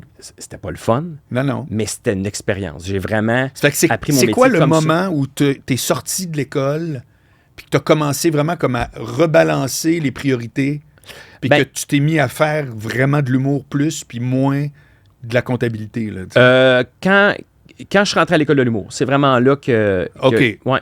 Pendant l'école, ça, puis après. Avant ça, tu sais, je travaillais pour mon père comme comptable, mais j'étais aussi... tu sais, je prenais des petits corpos ici et là. Fait que tu sais, j'avais quelques numéros. Mais qui te bouquait ça, des corpos, Pierre-Luc? Ben, c'est ça, c'est les gens, c'est mes contacts. Fait qu'il n'y en avait pas tant que ça. Là, OK. On parle de 2, 3, 4 par année. Là. OK. J'avais organisé, à l'époque où j'étais à l'université, là, je recule un peu, mais ma dernière année universitaire, puisque je travaillais au Vieux-Clocher de Magog, j'avais ces contacts-là, puis tu sais, j'étais drôle, puis j'avais une couple de petits numéros d'écrits, puis des affaires-là. On va l'appeler, on le connaît, il est drôle. Ouais, puis j'avais bâti un show. Ah! Complet. Sérieux? Ouais, puis c'est le staff qui avait dit, pourquoi tu fais pas ça? Louler le Vieux-Clocher, ça se loue, ça, là. Ouais. Puis il faisait un show. Ouais. Puis j'ai fait, ben ouais, pourquoi pas? Mais ça a marché. Écoute, j'ai vendu 400 tickets. Arrête. Oui, parce que là, tu sais, il y a toute ma famille qui venait, mais tu sais, j'ai pas une si grande famille que ça, là, mais mettons, 50 de personnes. Puis là, c'était élargi, la famille. Là, peut-être tout le monde en parlait. Puis c'est quoi cette affaire-là? Puis on veut voir ça. Fait que beaucoup de gens de la famille élargie sont venus, mais aussi toute la fac d'admin était là. Toute mon année à moi sont venus. Là, fait que, ça s'est vendu. Ça. Je vendais ça à l'université. Là. Ça, c'était quand tout ton bac est fini. À la fin, la dernière année de mon bac. Il me restait 1 an de bac. OK. Fait que je fais ça en novembre 2005. Je fais ce show-là au Vieux-Clocher. C'était quand même audacieux, là, 1h30. Là. Hey, j'avais quelques numéros que j'avais déjà faits dans des petits corpos puis des shows ici et là. Fait qu'il y a des numéros que je savais qui fonctionnaient. À ce moment-là, je faisais des imitations. C'était quoi, grosso modo, ton concept de show à ce moment-là? C'était du stand-up, c'était de l'anecdote. T'es vierge en mort. Oui, c'était très de l'anecdote. C'était facile, l'anecdote, parce que il y a une structure déjà. Tu as une histoire. Il t'est arrivé quelque quoi, tu le racontes. Ouais. J'étais très badlocké aussi quand j'étais jeune. Beaucoup d'anecdotes. Quand je travaillais avec mon père, j'ai brisé des outils, je me suis planté avec des camions. Fait que je racontais ces affaires-là. Puis les gens, évidemment, le staff à mon père était là, la famille, fait qu'il était un petit peu au courant de ces histoires-là. Fait que là, de les raconter, c'était intéressant. À travers ça, j'avais un numéro d'imitation, je me souviens, où c'était un numéro où j'enchaînais les imitations une après l'autre, là, tu sais. Un personnage parlait à l'autre personnage. Là, OK. Puis à ce moment-là, j'avais travaillé beaucoup au Vieux Clocher, fait que tu sais, j'étais capable d'imiter là, Louis-José Hood, puis Laurent, puis toute cette gang-là. Fait que là, OK, mais t'avais déjà pas mal d'éléments intéressants. Là. Ouais, c'est ça. Ce numéro-là, je finissais avec ce numéro-là de performance. Mais globalement, ce que tu me dis, je trouve que il y a de la pâte, là, tu sais. Ouais. Il y a quelque chose à mordre dedans, là. Ben, c'est qu'à ce moment-là, je me disais, j'y croyais, là, tu sais, tellement que même Bernard, quand il a vu ce show-là, il m'a dit, je pense que tu pourrais le refaire une autre fois. Fait que, là, au printemps, je pense au mois de mars suivant, j'ai reloué le Vieux Clocher. Puis j'ai vendu presque la totalité, genre un 3,50 à peu près. Oui. Puis ça marchait, là. Fait que là, même Bernard, lui, il m'a produit une fois. C'est que toi, t'as été rentable dès le début. Oui, c'est après que ça a été top. Après ça a été top, exact. Mais c'est ça, mais là, tu t'es gonflé à bloc, là, tu dis, écoute, j'ai fait 2 fois le Vieux Clocher, je suis vraiment bon, présente à l'école de l'humour, fais l'audition, première audition, refusé au premier tour. Vraiment? Parce que j'étais une pâle copie de Louis-José Hood. Je l'imitais à la perfection. OK. Fait que je sonnais comme. Mais t'es allé faire quoi? C'était quoi ton numéro que t'as présenté? C'est un numéro de stand-up. OK.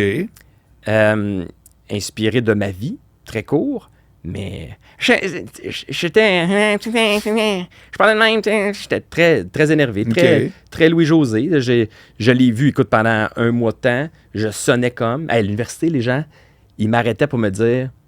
Imite Louis-José. Parce que c'est dans son pic, lui, quand il a sorti son premier show, c'est la folie, là. Au Vieux Clocher, on n'avait jamais vécu ça, là. 1 mois de temps, sold out tous les soirs. Hein? Tous les soirs, sold out. 7 jours? 6 soirs semaine, du mardi au samedi, plein, là, jusqu'à dans le fond, là. 400 sold out. Le monde arrivait en bas. On est-tu capable de rentrer? Non, il n'y en a plus de place. Demain, il n'y a plus de place. Ça s'est vendu. Slow. Wow, je savais pas ça. C'était intense. Mais la folie, là, ça a parti. Okay. Puis là, après ça, moi, j'arrive à l'université. C'est la nouvelle sensation. Ouais. Puis moi, je l'imite à la perfection puisque je connais son show par cœur.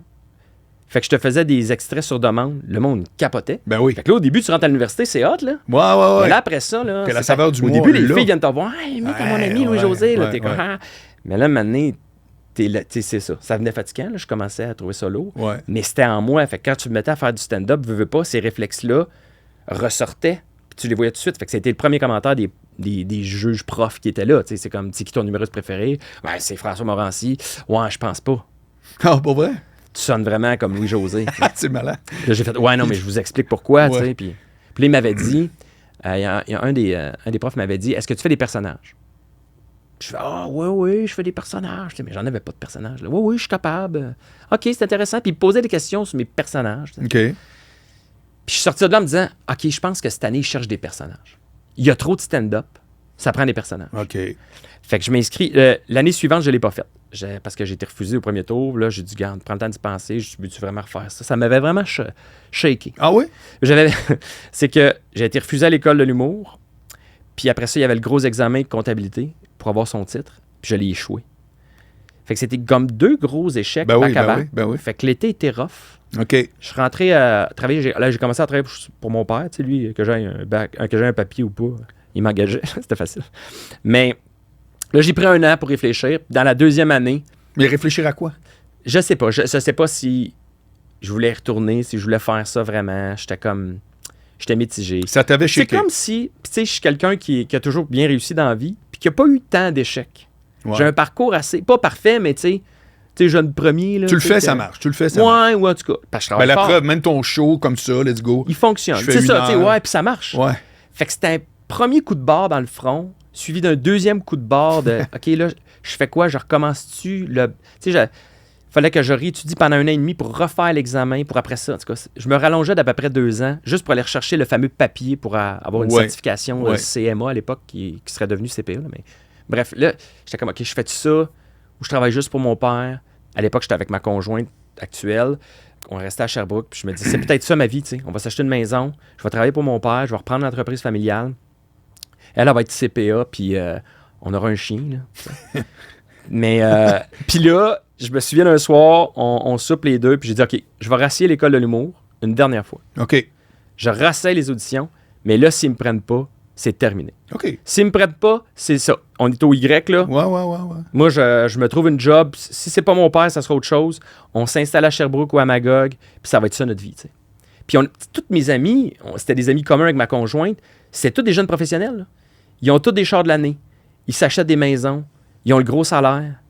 Nous autres, c'est pas ça, là. Elle travaille, elle a un bon salaire, mais moi, à l'époque, je travaillais pour mon père, mais quand... C'est ça. Ouais, non. C'est un petit peu plus tard, mais quand je suis tombé à l'école de l'humour, là, moi, je recommence, là.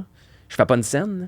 Fait qu'on avait de la misère à suivre nos couples d'amis aussi, là, parce qu'on n'avait pas d'argent, là. Ben non. Je faisais 25$ par semaine dans les bars, là. Fait que tu peux pas faire quand même, oui, on va sortir les bouteilles de vin. Non. Fait que, tu sais, elle a été extraordinaire d'accepter que je le réessaye.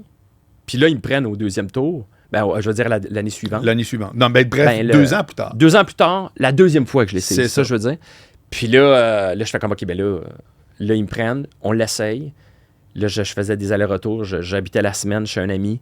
Je revenais la fin de semaine à Sherbrooke dans mon appartement avec C'était quoi? Précise-moi ton horaire. C'est drôle, ça m'intéresse de voir. Ben, c'était ça. Ben, c'est un peu comme le cégep. Là, tu étais là, t'as 2 sessions à l'école de l'humour, la session d'automne, session d'hiver.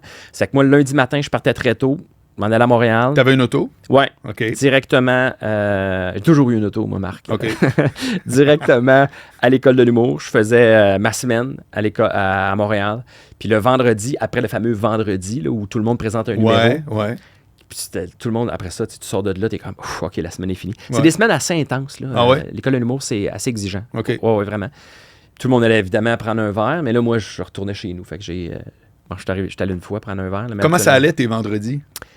Ça allait bien, quand même. Okay. Encore une fois, tu sais, je me suis jamais vraiment pété la gueule. OK. J'étais travaillant, puis je réussissais à toujours bien faire. J'ai des bonnes V1, comme on dit dans le milieu. Là, le premier jet, moi, quand j'écris quelque chose, souvent, il se peut. OK. Il y a une couple de bons gags, c'est travaillé, puis ça fonctionne. Après ça, c'est sûr, il s'améliore en le retravaillant, là, mais... puis si la V1 est pas bonne, c'est bien rare que je vais travailler une V1 qui est pas bonne. OK. Je vais mettre ça de côté, puis je vais faire d'autres choses. OK. Fait que dans mes 2 années d'école, les vendredis, ça allait bien. Puis le numéro, je le savais tout de suite, là, après un 5 semaines d'affilée, là, on se retrouve avec 5 nouveaux numéros. Puis là, t'en choisis un que tu travailles.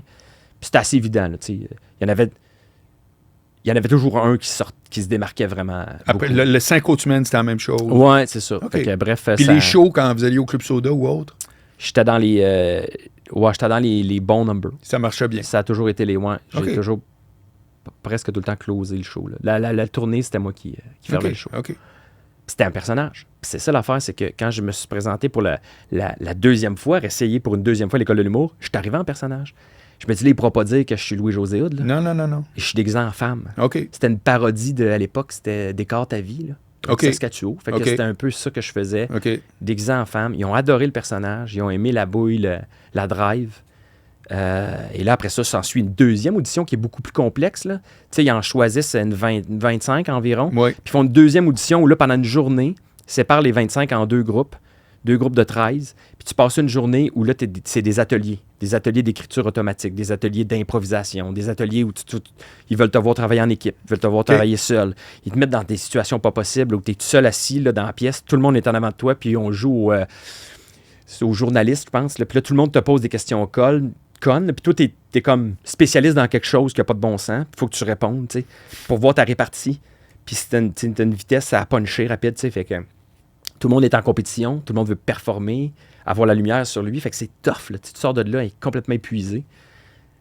Puis je suis sorti de là, puis là, j'étais comme, je pense pas, tu sais, on est 25. Puis finalement, j'ai été pris, puis tu vois, après ça, ben là, c'est ça. J'ai fait l'école qui a été extraordinaire pour moi, une chance qu'il y avait ça. C'est vrai? Il y en a beaucoup qui disent, moi, c'est à refaire, je le ferais pas, mais moi, ça a été pour moi. Ben, premièrement, ça me sortait de mon patelin, là, tu sais. Ouais. Tu sais, tu veux faire ça en Estrie, là, à Sherbrooke, là, il y avait les marches du Palais à l'époque, là. Les liquor stores, ça, il n'y en avait plus. Les marches du Palais, tu sais que j'ai produit des shows là pour Aux marches, ouais? Quand j'ai commencé, OK. Quand je suis arrivé de Québec à Montréal, un des dossiers que j'avais, c'était de relancer les lundis juste pour rire un peu partout. J'avais fait Trois-Rivières, Québec roulait déjà, Montréal et les marches du Palais à Sherbrooke. C'était ça un bon marché? Parce que c'est très étudiant, c'est très jeune. Sérieux, j'ai un très bon souvenir. Ça marchait très bien. OK. Ouais, on descendait là chaque mercredi. Je me souviens, c'était le mercredi. Ouais. Puis là, je pense que c'était Massicotte qui animait. OK. En tout cas, c'est moi qui produisais ça. Ben, pour juste pour rire, là, mais ouais. Ça fait que je connais très bien le bar, qui était parfaitement adapté, d'ailleurs. Oui, moi, j'étais allé voir. Mais comme tu dis, c'est ça, puis c'est tout. T'as ça, là, tu sais. Ouais, Après ça, ben là, tu sais, comment je fais pour entrer dans le milieu à Montréal? Puis peut-être qu'aujourd'hui, ça serait plus simple, quoi qu'il y en a encore plus là, de monde qui veulent faire ça. Fait que, tu sais, en tout cas, le marché a changé beaucoup, là. Mais en passant par l'école, ben, tu te fais des contacts, des profs qui travaillent dans le milieu, tu sais. Moi, non, le réseautage, il ne faut oui. pas se le cacher, c'est un des gros arguments de l'école de l'humour. Mon audition pour les Jokers, justement, c'est grâce à Dominique Anctil, le frère de Jean-Michel, qui était sur le cast, puis il a fait « Hey, Pierre-Luc, je pense que tu serais bon, viens faire l'audition. » Puis c'est grâce à lui. Carrément. Quelque part. Fait que tu fais pas l'école, tu n'as pas ces contacts-là. Ouais. Louise Richer qui m'a booké dans plein d'affaires, tu sais, que je veux dire. Ben oui, ben c'est la vie. Fait que, puis à cette époque, moi, quand j'ai sorti de l'école, le marché des bars, il y en avait de plus en plus des soirées. Puis c'était la tendance, là, il y avait tout le temps un chum qui se partait une soirée. Moi, j'en ai pas parti parce que je sentais pas le besoin. Je faisais une soirée, il y en avait deux sur la soirée qui me disaient « Hey, tu viens-tu à ma soirée? Tu viens-tu à ma soirée? » Fait que mes semaines se bookaient. En faisant des shows, je me bookais ma semaine de d'autres shows, puis je faisais mon rodage comme ça, puis j'allais de bar en bar, puis je me promenais. Ça, c'est quand tu as quitté l'école? Oui, à la sortie de l'école. Tu as fait de beaucoup de bars? Beaucoup de bars au début. OK. Énormément de bars. Puis c'était quoi ta mécanique? Tu rodais carrément ton heure? Pas du tout. À coup de 10 minutes? Ouais, c'était des 10 minutes. Ouais. C'est ça que tu fais dans un bar. Puis, tu sais, moi, je n'en avais pas tant que ça, des 10 minutes, mais je m'assurais d'en avoir un. Tu commences avec un bon, là, puis là, tu le fais partout. Fait que là, tu te fais remarquer. C'est vraiment ça. Puis là, après ça, ben. Puis pendant que tu rodes ce 10-là, ben, tu continues à écrire. Fait qu'à un moment donné, le 10, ben, il devient comme un 15. Puis là, ben, après ça devient un 20. Puis après ça, à un moment donné, tu as comme 2 10. Puis c'est un peu ça. Là. Puis là, plus tu as du matériel, ben, plus tu peux aller en périphérie de Montréal. Parce que là, c'est des plus grosses soirées. T'sais, on parle de Saint-Lazare. À l'époque, c'était l'Addiction qui était avant ça, la Turlutte, je pense, là, à Gatineau. Ah, OK, peut-être. Moi, je l'ai animé, l'Addiction, d'ailleurs, mais c'était les grosses soirées d'humour où là, tu avais un headline, puis tu avais 2 premières parties qui faisaient 15. Mais le cachet, déjà, là, était un petit peu plus intéressant. Ouais. Fait que là, tu t'en vis pas, mais au moins, l'argent rentre un petit peu plus. Alors, ton argent rentrait de où? Ouais. J'ai fait... là, c'est ça. Je finis le bac, on déménage à Montréal. Ma blonde se fait transférer de Raymond Chabot de Sherbrooke à Raymond Chabot de Grant Thornton Brassard. Et moi, je me trouve une job à la Banque nationale comme caissier. Tiens donc. Moi, OK. J'aimais l'horaire. C'était vraiment... Tu commences à 9h, 9h30, je pense. Donc, ça va être 10h, la banque. Il me semble que je rentrais c'est terriblement stable. Je rentre à 9h30, puis je finis à 3h30, 4h. Eh, boy. Fait que ça me permet de faire des shows le soir. Ouais. Puis quand je reviens à minuit, ben, je me lève pas à 6h pour aller travailler. Ouais. Fait que pour moi, c'était parfait. Je faisais peut-être 11h semaine. OK. Puis je me souviens d'avoir passé l'entrevue. Puis la gérante, je sais pas si on dit ça, la gérante, là, mais en tout cas, ma boss à l'époque là, à la banque, là, elle regarde mon CV, tu sais, comptable. Ouais.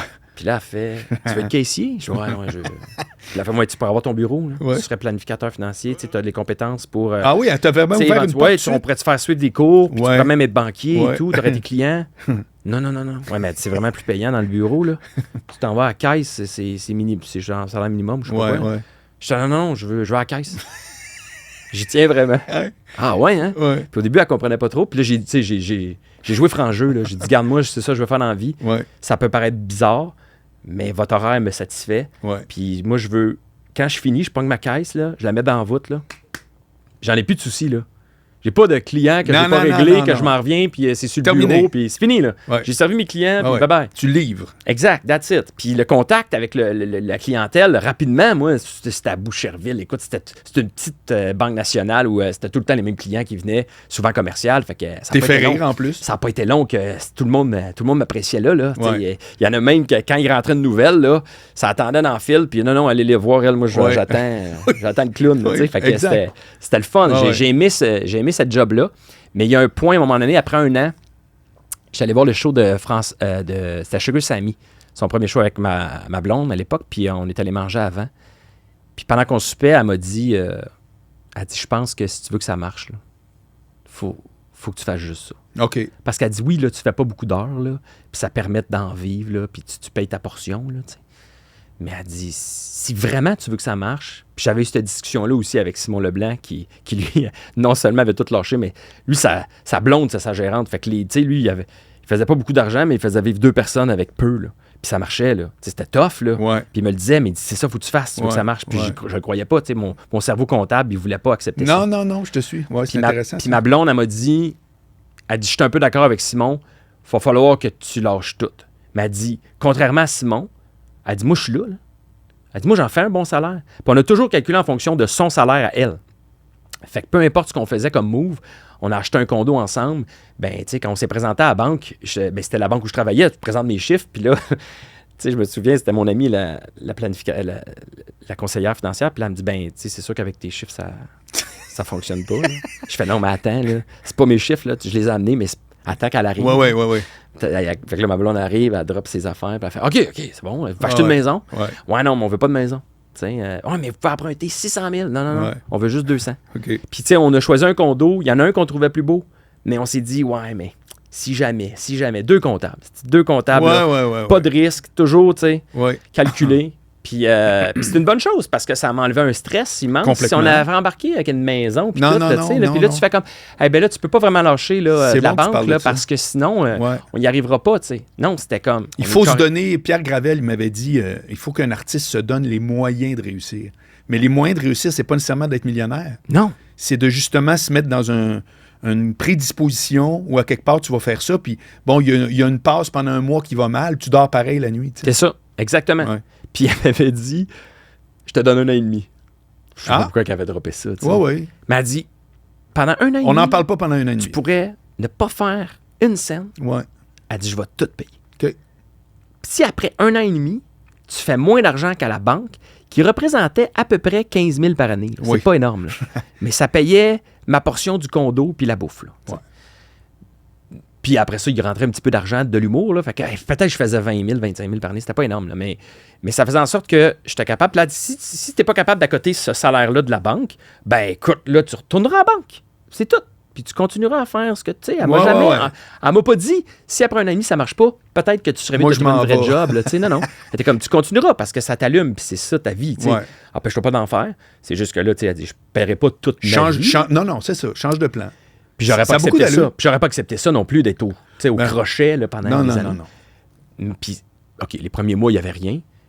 Puis rapidement, est-ce que c'est de la chance ou quoi? Mais ça, on décide, on prend cette décision-là en novembre. Je lâche la banque en novembre. Puis en avril, j'ai le contrat Les Jokers. Et là, je deviens acteur principal sur un show télé. Là. J'ai jamais fait autant d'argent à partir de ce moment-là dans une année. Ouais. Fait que à partir de ce moment-là, j'ai commencé à en vivre.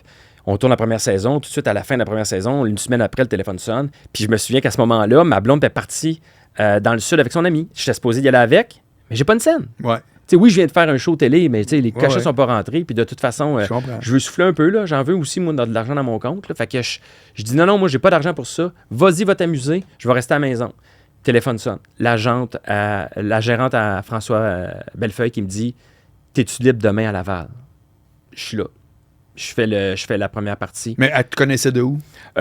François, quand tu te mets à avoir un 15 minutes puis que tu te mets à rouler un petit peu partout à travers le Québec dans les plus grosses soirées, tu te ramasses avec les headliners. Puis c'est arrivé à quelques reprises, par pur hasard, j'ai fait la première partie de François à Sainte-Thérèse dans la soirée. Puis c'est arrivé 2-3 fois, dont une fois à Gatineau où je l'ai même appelé pour lui dire « Hey, garde, j'ai su qu'on était ensemble, veux-tu que je passe te chercher, puis on va monter à Gatineau ensemble. » Fait que je te l'ai ramassé à Montréal, puis on est monté, fait qu'on a appris à se connaître là. C'est souvent les plus belles discussions que j'ai eues en humoriste, c'est d'un char. Tu te connais pas, là, mais tu fais 4 heures de char ensemble, tu finis par faire le tour de sa vie, ta vie. Là. Puis c'est là que j'ai appris à connaître François, ça a cliqué. Puis lui, il m'avait déjà vu sur scène, et il m'a revu ce soir-là, faire 15 avant lui. Il a aimé ce qu'il a vu. Fait que je pense que c'était dans sa tête, tu sais. Puis quelques mois plus tard, peut-être 4-5 mois plus tard, quand lui a commencé son rodage, tu sais, mon nom est sorti. Il a dit appelle Pierre-Luc voir s'il est disponible. Je l'ai déjà vu, puis il était bon, tu sais. Fait que j'étais allé à Laval, j'ai fait André Mathieu. J'ai fait mon 15, 10-12 minutes. Puis tout de suite à la sortie, ça avait bien été. Tu sais, il y a des moments dans la vie, dans cette carrière-là, où il faut que tu performes. Tu sais, il y a des fois, tu peux te péter ta gueule, puis ça n'aura pas d'impact. Ouais. Mais il y a des moments cruciaux où il faut que tu rentres fort. Puis moi, je pense que je carbure un peu à cette pression-là où quand c'est vraiment important et il faut rentrer fort, je rentre fort. Puis ce moment-là, quand ça compte, t'es là. Quand ça compte, là, je suis vraiment là. C'est que ce moment-là, je me souviens, j'avais rentré fort, puis il m'avait dit, tu peux-tu revenir demain? Ouais, je vais être là demain. Puis après ça, c'est drôle parce que la semaine suivante, il était 4 soirs ou 5 soirs à Magog au Vieux-Clocher. Fait qu'il me dit, ben, veux-tu venir à Magog? Je dis, ben Tu oui. retournes chez Ben vous. oui, c'est sûr, j'ai travaillé là. Puis là, j'étais tout excité. Ouais. J'ai fait une semaine là. Puis là, ben là, c'est ça. Il m'a juste comme jamais laissé partir. Là. Fait que ce qui était une excellente chose pour moi, c'était une école extraordinaire. Tu joues dans toutes les salles au Québec, les plus grandes salles. Tous les diffuseurs te voient. Tous les diffuseurs te voient. Je suis un humour qui est très large public. Donc, pour François, c'était bon, ça. C'est pas niché ce que je fais. Ouais. Il est certain que je vais bien réchauffer la salle, peu importe qui qu'il y a dans la salle, des jeunes, des vieux, peu importe. Puis moi, ben c'est ça, là, c'est des conditions extraordinaires. Là, tu te promènes, puis François, il avait pour réputation de bien payer ses premières parties. Là. Fait que moi, c'est ça, on était dans les hôtels, puis tu triples les 4 ensemble. Il y avait 2 techniciens qui nous suivaient aussi en tournée. C'est la grosse vie, là, c'est cool. Là. J'ai adoré ça. Puis François, il était pas paternel avec moi, mais il travaille très, très fort, il est très méticuleux, puis il a le souci du détail dans ses textes, mais aussi, à un moment donné, ça débordait ses miens, là, tu sais. Puis c'est correct, là, mais souvent, il venait voir ma première partie, puis là, en sortant, juste la petite musique d'intro, là, c'était 40 secondes avant que lui rentre, là, la présentation, il avait le temps de me dire, telle blague, c'est pas bon. Ça fait 3 fois que je les entends, puis ça marche pas. OK. Tu t'en rends pas compte, là, mais il dit, ça marche pas. Enlève ça, trouve 2 autres gags. Vas-y, là. T'as rien que ça à faire, là. On a 1h30 de show, là. Ouais. Fait que là, je descendais au sol, puis il veut pas. Qu'est-ce que tu fais? Ouais. Tu barres la blague, puis il dit, écris-en 3 autres. Ou écris-en 2 autres. Il dit, t'as 1 heure pour écrire 2 gags. Tu devrais être capable, tu sais. Puis il dit, teste-en 2 blagues. Tu testes 2 nouvelles blagues à tous les soirs. On fait des shows 4 soirs semaine. Il dit, dans 1 mois et demi, là, ton 10 minutes, là, il va être tête, là. Puis là, il me forçait à resserrer, puis tu sais, ça, c'est une phrase de trop. Ça, tu dis ça, tu sais. Oui, je sortais de scène, puis il disait, tel bout, là, l'écureuil, là. Mais quand je sorte, là, dis-moi l'écureuil, il va me souvenir de qu'est-ce qu'il faut que je te dise. Puis là, il rentrait sur scène, puis là, il faisait son show. Puis là, en sortant, je disais, c'est quoi l'écureuil? Oui, l'écureuil. Là, tu répètes cette phrase-là, il dit, fais-moi les bits, là. Fait que là, je faisais, ça, là, ça sert à rien, ça. Pourquoi tu dis ça? Enlève-moi ça de là. C'est ça le punch. Puis ramène-moi ça là, clic, clac, bing, bang. Punch, surenchère. Change de sujet. Puis il dit, arrête de faire une prémisse, un punch. Non, punch. Trop long. Si t'es pour faire une prémisse, fais-moi 3 punch. Fait que fais-moi un punch, puis écris-en 2 à soir. Fait que essaye jusqu'à temps que tu trouves la bonne formule. Puis des fois, tu vas avoir 3 punch, mais ils seront pas dans le bon ordre, tu sais. Puis... C'est très drôle. Mais c'est une école formidable. Ben puis tu viens... Fait que tu sais, le premier spectacle, c'est écrit comme ça, tu sais, à arriver avec des nouveaux nuveaux, puis il me permettait Faisais-tu toujours le même numéro? Non, c'est ça, c'est qu'il me permettait de le changer à un moment donné. C'est ça. Dis-moi, je te fais confiance. Il dit, tu sais, parce que là, c'est ça, tu te viens avec un 10 incroyable, t'as plus rien d'autre. Puis moi, à travers ça, je continuais à faire des... Tu sais, j'allais dans les soirées d'humour, j'animais une soirée à Gatineau les mardis. Okay. Fait que tu sais, j'avais à produire du nouveau matériel, mais quand je tombais sur une petite pépite, un petit bit vraiment le fun, mais là, je le travaillais un petit peu, le bordel est arrivé aussi entre-temps, fait que là, on allait rouler ça au bordel. Puis quand il commençait à être bon, il était bien mâché, puis je le connaissais, là, je le rentrais en première partie de François Bellefeuille, un sandwich, là, tu sais, je commençais toujours un petit peu la même affaire pour aller les chercher. Je finissais avec quelque chose que j'étais sûr qui était fort, puis je rentrais la nouvelle patente. Okay. Puis l'idée, c'était que cette nouvelle patente-là devienne qu'à finir la première partie, puis de rentrer du nouveau, tu sais. Fait que quand tu bâtis un show comme ça, ben après ça, tu prends tout ton matériel qui a été rodé en première partie de François à travers le Québec devant des grosses salles. Tu arrives en salle avec des gens qui veulent te voir toi puis qui payent pour te voir. C'était tight. Là. J'avais pas beaucoup de travail à faire dans les textes. Il fallait juste trouver comment on les place pour que ça se tienne. Avec qui tu travailles dans ce temps-là? J'ai rencontré un gars à l'École de l'humour à l'époque, François de Grandpré, qui était, lui, auteur dans le volet auteur. Il y a 2 volets à l'École de l'humour. Puis tout de suite, ça a cliqué. La première journée, il y a comme eu un match, là. Ça a cliqué tout de suite. On avait un peu le même background. Pas qu'il n'a pas étudié en comptabilité, mais lui aussi, il avait son bac je pense, en journalisme ou en littérature. Je me suis dit, quoi qu'il a fait? Peu importe. Puis on s'est mis à travailler à l'École de l'humour ensemble. Ça allait bien. Puis on a toujours travaillé ensemble à partir de ce moment-là. Ça a toujours été mon Encore aujourd'hui? Encore aujourd'hui. Ouais. Même là, des fois, là, je vais faire des petits sketchs là, que je veux faire, mettons, pour le web. Ben, tu sais, des fois, je vais l'appeler. Hey, peux-tu m'aider? Fais juste me le relire. J'ai comme besoin de son autorisation. Tu sais, des fois, il va y avoir un flash de plus que moi, j'ai pas. Puis à 2 têtes, mon gars que je trouvais moyen, bon, on le trouve finalement le punch. Comment t'expliques qu'il y a du monde qui travaille avec personne? Puis ça veut pas dire que ça va pas bien, c'est du monde qui sont... Ça roule au bout. Moi, je pense que c'est une question de fit aussi, là. Parce que François, il travaille bien avec moi. Fait que j'ai bien des amis qui me voyaient aller avec François, puis qui voulaient travailler avec François. Ouais. Puis François l'a essayé, il dit, ça dérange-tu? Je dis, ben non, tu travailles qui tu veux, là, tu sais. Oui. Tu sais, je veux dire, t'as du temps pour moi, tu peux travailler pour les autres. Puis il l'a essayé. Puis là, il me disait, ouais, non, finalement, tu sais, le fit n'était pas là. Il dit, ça marche pas, les propositions que j'y amenais. Mais tu sais, quand ça fait longtemps que tu travailles avec quelqu'un, François est capable d'écrire un liner ou une blague dans mes mots. Là. Ça, c'est particulier. Ouais. Là. C'est une connexion qui fait en sorte que moi, je lis la blague, là, puis je peux la refaire as-is comme ça. OK. Puis je le sais qu'elle va marcher parce OK. qu'elle est bien wordée. Pas 100% du temps, Ouais, mais il est quand toujours même. proche. Ouais. Tu sais, puis j'ai pas grand-chose à changer. Hmm. Je travaille aussi avec Stéphane Gouin qui s'est joint à nous, ce qui est un collègue de François de Grandpré à l'époque où il était writer pour les Grandes Gueules. Donc, les deux étaient writers pour les Grandes Gueules. Puis, quand les Grandes Gueules, ça a fini, Stéphane a continué à travailler à la radio, mais il caressait l'idée de travailler comme writer sur un show d'humour. Fait que puis c'est François, mon collègue auteur, qui m'a suggéré d'ajouter. D'habitude, c'est moi que, tu sais, c'est Ouais. dur de dire à un auteur, hey, j'en rentrais un deuxième. Oui, je sais, à chaque fois, c'est un petit Ça malaise. fait un malaise, tu sais, mais c'est lui qui m'a proposé. Fait que là, venant de lui, je me dis, il sera pas jaloux, là. Puis ça a rajouté encore plus d'avoir 3 têtes. Lui arrivait avec un autre background, une autre vision. Stéphane est moins capable d'arriver avec la ligne parfaite dans ma gueule, mais il est capable de nous amener ailleurs. Parce que là, ce que ça fait, c'est génial, quelqu'un qui t'écrit la ligne pareil comme tu la ferais, mais ça fait qu'il pense comme toi. Ouais. Fait que des Il fois, s'en va pas ailleurs tant que ça. c'est ça. On creuse toujours dans la même direction. Quand Ouais. ça va bien. Mais quand on creuse par là, ben rapidement, les deux, on fait « Ouais, non, c'est pas drôle. ça. Ah, exact. Alors que Stéphane, non, attendez, là. Je pense que c'est intéressant. Ouais, tu sais. ouais, ouais, ouais. Puis là, il nous aidait, il nous forçait à Mm. continuer à creuser dans cette direction-là. Fait que je pense que là, j'ai mon équipe, mon corps qui fonctionne bien. Les trois ensemble, c'est ensemble qu'on a écrit le Moqueur Polyglotte, d'ailleurs. Puis, c'est ça. Fait que ça roule depuis combien de temps? On a commencé le rodage en 2022. Okay, mais c'est là, un avec la bout, là. pandémie, il y a eu quelques rodages en 2021. Parce que là, je vois que tu as des dates encore, puis j'ai Ouais. vu ta pub, puis tout ça. Là. Oui, parce que la première médiatique, c'était en 2023, en avril 2023. OK. Puis c'était supposé de se terminer en 2025 au mois de mai. OK. Mais on a prolongé d'1 an, fait que ça se termine en 2026. Avril 2026, là, c'est les dernières dates de tournée de Moqueur Polyglotte. C'est quoi la plus grosse différence entre les deux shows, à tes yeux, à toi? J'ai changé de boîte de production. Puis je pense que ça, c'était le plus grand impact pour moi. Pas que l'autre était pas bonne, c'est pas ça. Là. C'est que je pense que le fit est meilleur avec Entourage, pour moi personnellement. De la manière qui fonctionne, leur façon de faire correspond plus à ce que j'ai de besoin. Moi, j'ai besoin d'être un petit peu plus encadré, puis qu'on pousse un peu la machine, puis qu'on en mette de la pub, puis qu'on... Je suis pas quelqu'un qui... Je suis pas un humoriste qui est super performant sur les réseaux sociaux, puis qui se vend tout seul. Il y a des humoristes comme ça qui ils se vendent un peu tout seul. T'as pas besoin de tant mettre de cash pour...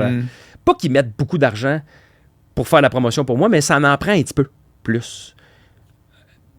Moi, j'ai jasé beaucoup avec Dumpack, puis sur certains points, nos carrières se ressemblent, dans le sens que je pense que lui aussi, à un moment donné, c'est pas quelqu'un qui se vend bien, nécessairement en entrevue. Dom, il est très...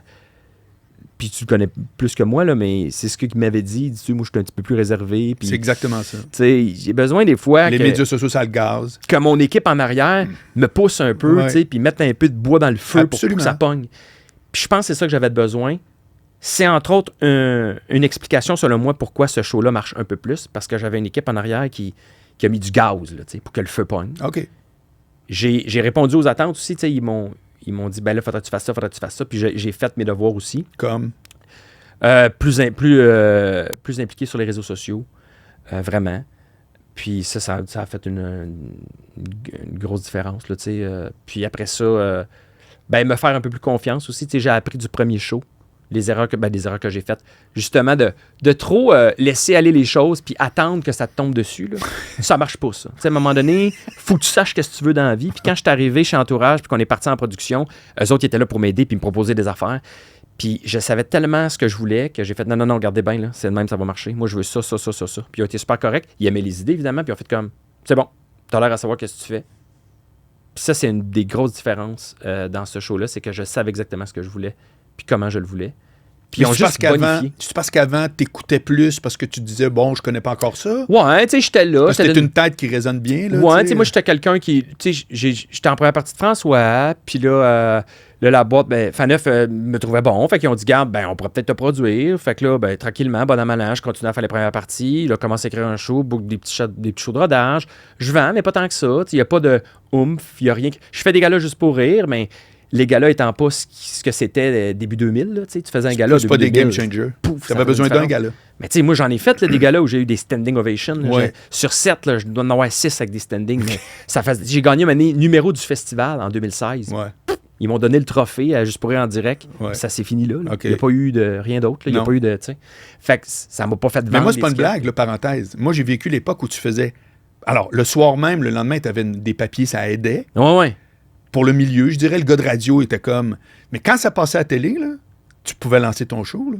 Ben, c'est ça. Ah, vraiment? Ben, je l'ai écouté, moi, quand tu as interviewé François et toute cette gang-là. Puis, vous discutiez de ça, puis je suis conscient de ça, mais nous, c'est pas comme ça. Non, ben, je quand sais. je dis Non, nous, c'est ma génération. Mais je trouve ça intéressant que tu le soulignes. C'est complètement autre chose. Ouais. Puis, on avait ça en tête. Parce que oui, je on fais l'a juste vu. pour rire. Fait qu'on disait, c'était ça notre but. Là. Ouais. Moi, j'étais à l'école de l'humour, puis le rêve ultime, c'était pas, en ce moment, tu parles aux jeunes, c'est de jouer au bordel là, sur la soirée, sur la vraie soirée, pas l'open mic, la vraie soirée, c'est comme l'objectif. Là. Mais nous autres, c'était de faire un gala juste pour rire. Puis au moment où je l'ai fait, ben, il n'y en a pas eu de buzz. Ben, c'est sûr que la première fois que j'ai fait un gala, c'était mon numéro de tournée. Pour l'équipe. En même temps, c'est très révélateur. Ça veut dire que tu rêves pas, ça marche. Ça marche. Mais on fait juste dire que ça n'a pas l'impact que ça a déjà eu. Non, mais il faut dire, c'est quand même ça. C'est ça. Je pense que ça avait changé aussi. Le milieu avait changé. Il y avait beaucoup plus d'humour en salle. Les humoristes avaient tout leur show. Fait que, les gens, oui, ils le regardaient, les galas juste pour rire, mais il n'y avait pas juste ça. J'ai l'impression qu'à un moment donné, les galas juste pour rire, c'était ça. Là. Tu voulais voir des humoristes en stand-up, là, puis t'étais en région, ben c'était ça. Là. C'était les galas juste pour rire, tu voyais tout, tu voyais nouveau, tu voyais ce qui se passait, tu voyais ce qu'il y avait dans le monde de plus weird, là, des numéros qui il y avait des affaires pas possibles à cette époque-là qu'on voyait moins après. Puis quand moi je suis arrivé, moi c'était mon numéro, mon premier gala juste pour rire, c'est mon numéro de tournée avec l'école. Et là, c'était un personnage, parce que moi, j'étais reconnu pour faire des personnages à l'école. Je voulais surtout pas qu'on pense que j'étais Louis-José. Oui. J'étais bon en personnage. J'avais développé ça. Puis l'école permet de faire des personnages, parce que c'est un laboratoire. C'est fait pour essayer n'importe quoi. Je me suis déjà déguisé en horloge. Peux-tu croire? Une horloge. Je faisais un personnage, c'est l'horloge avec les aiguilles. C'était pas un bon numéro, mais... Tu peux pas faire ça dans un bar, là. Puis n'importe quel personnage, là, t'arrives dans un bar, tu te déguises dans les toilettes, t'attends sur le coin du bar qu'on te présente, puis tu rentres. C'est tough, là. J'ai fait une fois, j'ai détesté. Fait que c'est pas un laboratoire pour essayer des personnages, les bars. Puis il y a juste ça quand tu commences. Puis en même temps, cette mode-là, que, les personnages, c'est plus vraiment... Moi, j'ai jamais adhéré à ça. Jamais. Ouais. Si t'es dans le bon contexte, c'est drôle, c'est pas drôle, point barre, là. C'est pas des modes. Penses-tu que le public fait comme un gars avec une perruque? Non, moi, ça marche pas de même. Non, c'est ça, exact. Mon numéro était bon. C'est dans le milieu que les gens, ils se craignent entre eux autres. Tout à coup, il y a un trend, puis t'as la femme, mais pas... Non, c'est ça, exactement. Sauf que c'est vrai que dans un bar, c'est rare que c'est... Ouais, c'est dur à faire. Fait que bref, le numéro, je l'ai fait à travers le Québec avec la tournée. Il fonctionnait bien. J'étais déguisé en coccinelle. Et c'est un 4e mur où je passe une audition pour un camping.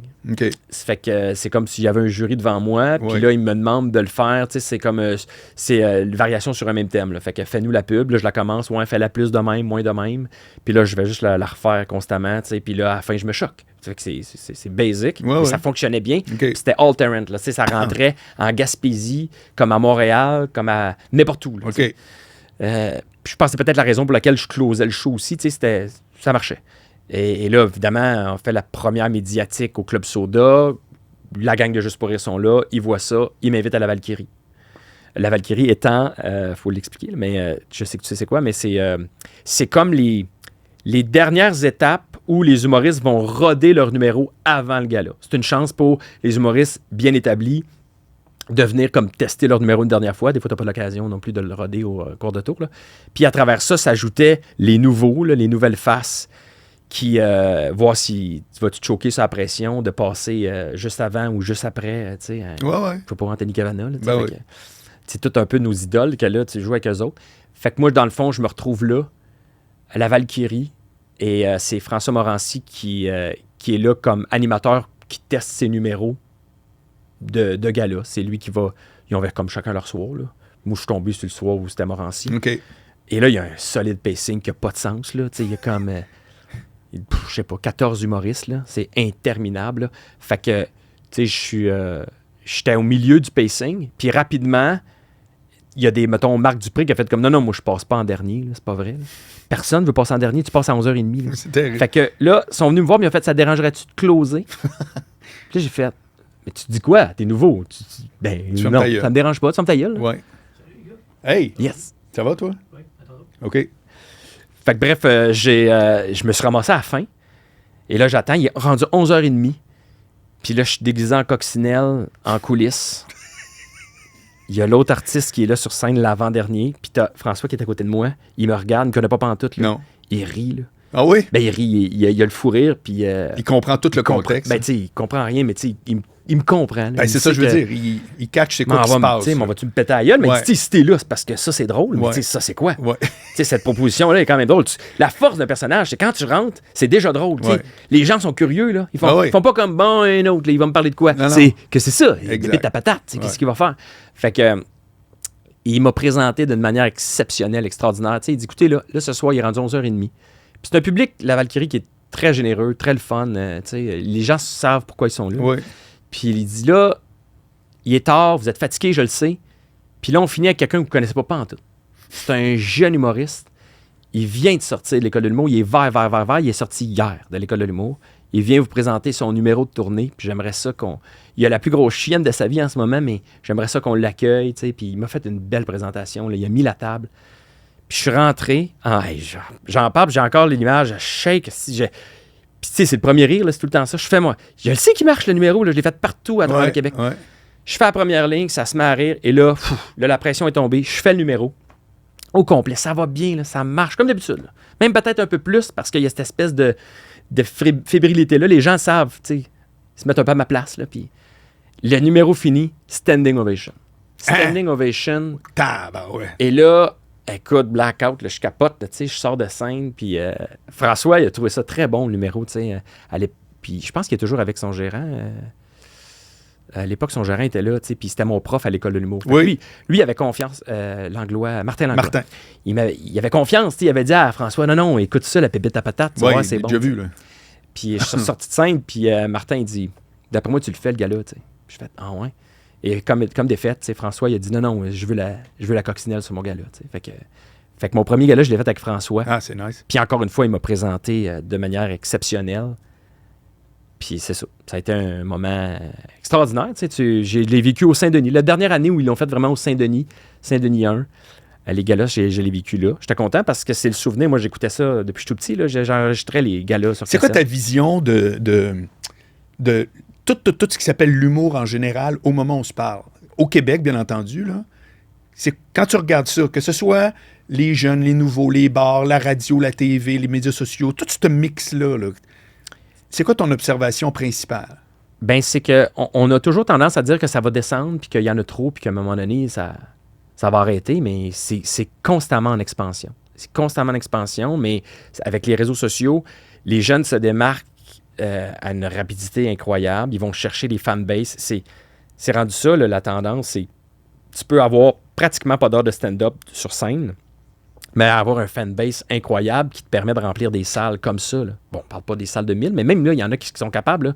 Fait qu'il y a peut-être ce danger-là, pour les jeunes, là, de dire, moi, je vais être humoriste dans la vie, fait que, je me mets à faire du web, ça marche au bout, puis là, oui, je fais du stand-up sur scène, mais rapidement, je bâtis mon heure, puis j'ai mon show, puis c'est sûr que les premières fois, tu vas vendre, puis ça va se remplir, mais je suis de la vieille école, là, tu vas me dire, mais je pense qu'il faut faire ses classes, puis il faut jouer, puis il faut jouer, puis il faut jouer dans un peu tous les contextes, là. Autant les corpos tough que le bar, que la grande salle. Pour moi, en tout cas, le fait de faire des premières parties partout pendant longtemps, je l'ai peut-être fait trop longtemps, mais j'ai gagné en assurance, puis j'ai appris vraiment mon métier. C'est dur de rentrer sur scène, puis que personne ne veut te voir. Ben, personne ne veut te voir. Les gens ne s'attendent pas à te voir. Ouais. C'est pas pour toi qu'ils ont payé. Ça fait 1 an qu'ils attendent de voir François, puis là, il faut qu'ils se tapent 10 minutes d'un gars que je connais pas. Ouais. Fait que c'est dur à convaincre. C'est ingrat, disons. Faut que tu rentres avec le couteau entre les dents. Ouais. Mais quand tu sors après 10 minutes, puis que t'en as une couple qui font « Hey, j'en aurais pris plus », c'est parce que tu as réussi, tu sais. Absolument. Mais ça, à la fin, j'étais capable de faire ça. Pas au Cela dit, début? Au début, non? C'était tough C'était au début. bon, mais c'était pas très plus. tough au début. Ah ouais. C'était très tough. Puis au début, en plus, c'est les fans de François. Tu sais, eux autres, là, ils l'attendent. Puis ils attendent même les vieux numéros qu'il fera pas. Puis ça les déçoit. Puis tu sais, là, il y a tout ça, là. Fait que moi, là, si je l'imitais pas, là, pendant ma première partie, là, je les gagne. C'était plus dur à gagner. Quand je glissais une imitation, là, j'allais chercher comme leur sympathie, si on veut. Mais je pense que le milieu est rendu, c'est ça. Beaucoup sur les réseaux sociaux, ça fonctionne. C'est difficile, puis c'est facile, puis c'est difficile pour les jeunes humoristes, parce qu'il n'y a pas, même s'il y a beaucoup de soirées d'humour, il y a le phénomène open mic aussi qui a pris beaucoup de place. Puis, tu ne gagnes pas ta vie en faisant du open mic, là, parce que ça ne paye pas. Puis, à un moment donné, si tu veux faire ça dans la vie, il faut que ça paye. T'sais. Fait que c'est de trouver une manière de te sortir de ce milieu-là pour atteindre l'étage d'au-dessus. T'sais. Moi, il n'avait pas cet étage-là. Tu es chanceux pour ça. Ouais. Puis, il y a tellement de plateformes aussi pour se faire connaître. T'sais, moi, je fais un petit peu de radio, puis ça me donne un coup de main aussi. De faire de la radio? Je sais c'est quoi? Je suis remplaçant, si on veut. Là, OK. Je vais faire les... Fais-tu l'été, des fois? Oui, c'est ça. Je fais l'été. Depuis plusieurs années, là, je fais l'été sur l'équipe d'été, puis je fais le Noël matin. Souvent. J'ai fait le matin, j'ai fait le retour.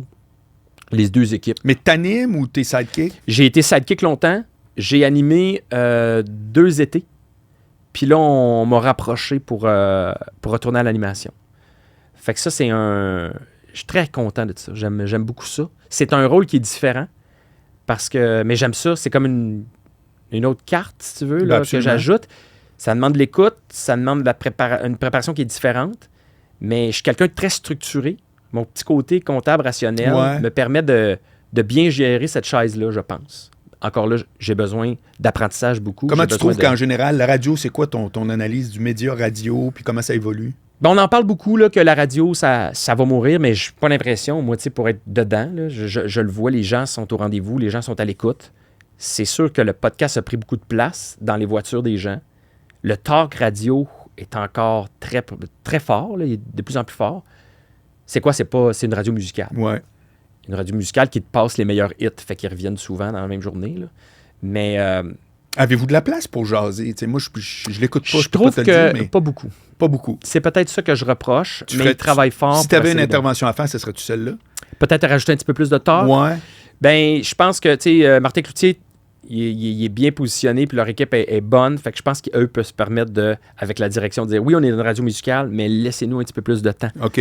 Je vois que ça est en train de changer. Okay. En l'espace de 5 ans, là, moi, j'ai commencé pendant la pandémie à en faire. C'était des codes de 2 minutes, là, 2 minutes 30. Et calvaire, OK. Puis c'est toc-toc. Tu reçois un invité, là, tu as 2 minutes 30. Là.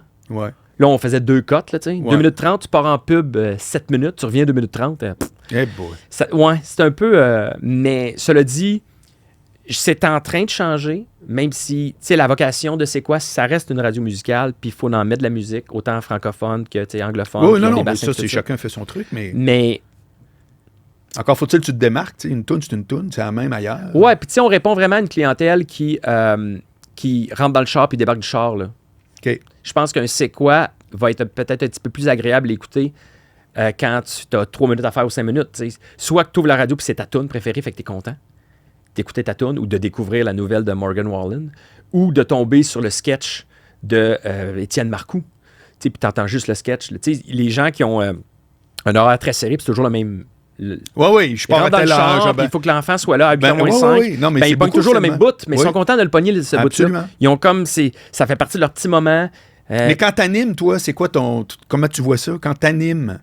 T'es-tu genre, il faut que tu punches aux 30 secondes pareil? Ou non, non, mais c'est sûr que je veux que tout le monde soit présent. Je veux bien passer la POC, mais je veux me permettre aussi d'intervenir en humour. Puis je pense que c'est un petit peu pour ça qu'ils m'ont approché. Okay. C'est que tu es capable d'animer puis de gérer du temps, parce que c'est ça le défi, de gérer le temps, de bien présenter la toune puis de teaser le prochain sujet, mais tu es aussi capable de puncher puis de surenchérir sur le sidekick qui vient de faire un punch. T'sais, ce que Martin Cloutier fait de façon extraordinaire Absolument. Depuis 12 ans, ouais. Moi, peut-être que je pense qu'ils voient un peu un potentiel là où peut-être que Pierre-Luc serait capable aussi de faire à moindre échelle, mais un peu ce que Martin Cloutier est capable de faire. Ce que peut-être un animateur a moins comme réflexe. Je te suis. Nous, sur scène, quand on se met à faire du crowd work, on est toujours en mode impro, puis on est capable de puncher rapidement sur ce qui vient de se passer.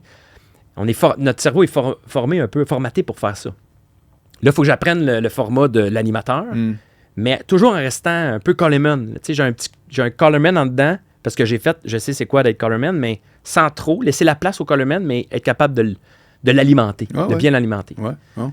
Fait que c'est comme ça que je vois ça. Est-ce que la radio va fonctionner encore longtemps? Je pense que oui. Il y a de la place pour toutes. C'est juste que peut-être que Les portes de tarte vont changer, c'est sûr. Ça va bouger, mais ça va toujours être là. Je suis pas mal sûr. En terminant, as-tu un truc que tu aimerais dire, qu'on n'a pas dit, qu'on n'a pas parlé? Je trouve qu'on a couvert vraiment exhaustivement. Je pensais pas qu'on parlerait autant. Mais c'est normal. J'ai parlé beaucoup. Hein? Oui, mais c'était vraiment sérieux. Ben, c'est très, très dense, puis c'est fort intéressant. C'est gentil. Ouais. Ben là, je travaille sur un prochain show. Déjà? Ouais. C'est le début de quelque chose, là, dans lequel... je réinventerai rien. Là. Ça va ressembler, je ne sais pas encore, là, mais dans les mêmes eaux que celui-là. J'ai beaucoup de plaisir à faire ce show-là. Puis je voudrais un show au minimum qui ressemble en termes d'efficacité comique à ce que lui que j'ai là. Si c'est pas... L'idée, c'est d'être encore plus drôle, là, mais c'est les gens qui vont décider. Là. Mais c'est ça actuellement. Il y a la radio qui s'en vient. Fait que ça, je suis très content de faire ça aussi. Puis le web, j'aimerais ça être un petit peu plus présent. C'est peut-être le défi que je vais me lancer. Je suis déjà présent sur le web, mais essayer peut-être, me permettre d'essayer des trucs, des fois, qui sont champ gauche, mais pas de me censurer avant même de le faire. Ouais. De pas me dire, je sais pas qu'est-ce qu'ils vont penser, ou je sais pas qu'est-ce qu'ils vont dire. Le web, c'est le Far West. Tu fais de quoi, c'est pas bon, tu le refais plus. C'est vraiment pas grave. C'est pas grave. Non. Tu l'essayes, puis si ça marche pas, trouver autre chose, tu sais. Mais tu veux quand même que ça ressemble à ce que tu fais. Oui. Mais des fois, c'est vraiment pas grave. Je suranalyse, je surtravaille, je travaille trop longtemps sur un truc que je mets, puis là, ça fait pouet-pouet, ça me décourage. Puis là, que je fais, le web, je comprends. Ouais, c'est ça. C'est souvent là, je comprends rien, ça marche pas, regarde. Travaille super fort sur ça. Mais t'as pas fait ça, tu vas en stand-up. Dans stand-up, t'as cogné plein de clous, puis c'est bon. Ouais. Dans stand-up, tu bûches sur de quoi, mais tu travailles dessus, puis à un moment donné, ça finit par... Ouais, mais c'est la même affaire. Ouais, c'est juste qu'en cours de route, celui-là, il te gaze, c'est juste ça. Ouais, peut-être. C'est peut-être ça. Clairement. C'est ce que je me souhaite, là, d'être capable de... que ça me gaze pas trop. Pas Merlot l'Enchanteur. Je reviens avec ça, je trouve que c'est vraiment... Ouais, je trouve que ça résume bien. C'est excellent. Ben écoute, grand plaisir de t'avoir reçu. Pareillement, c'était un honneur. Très bientôt, j'ai hâte de voir ton show. Ça me fait plaisir de te montrer ça. Salut bien. Salut tout le monde et à très bientôt.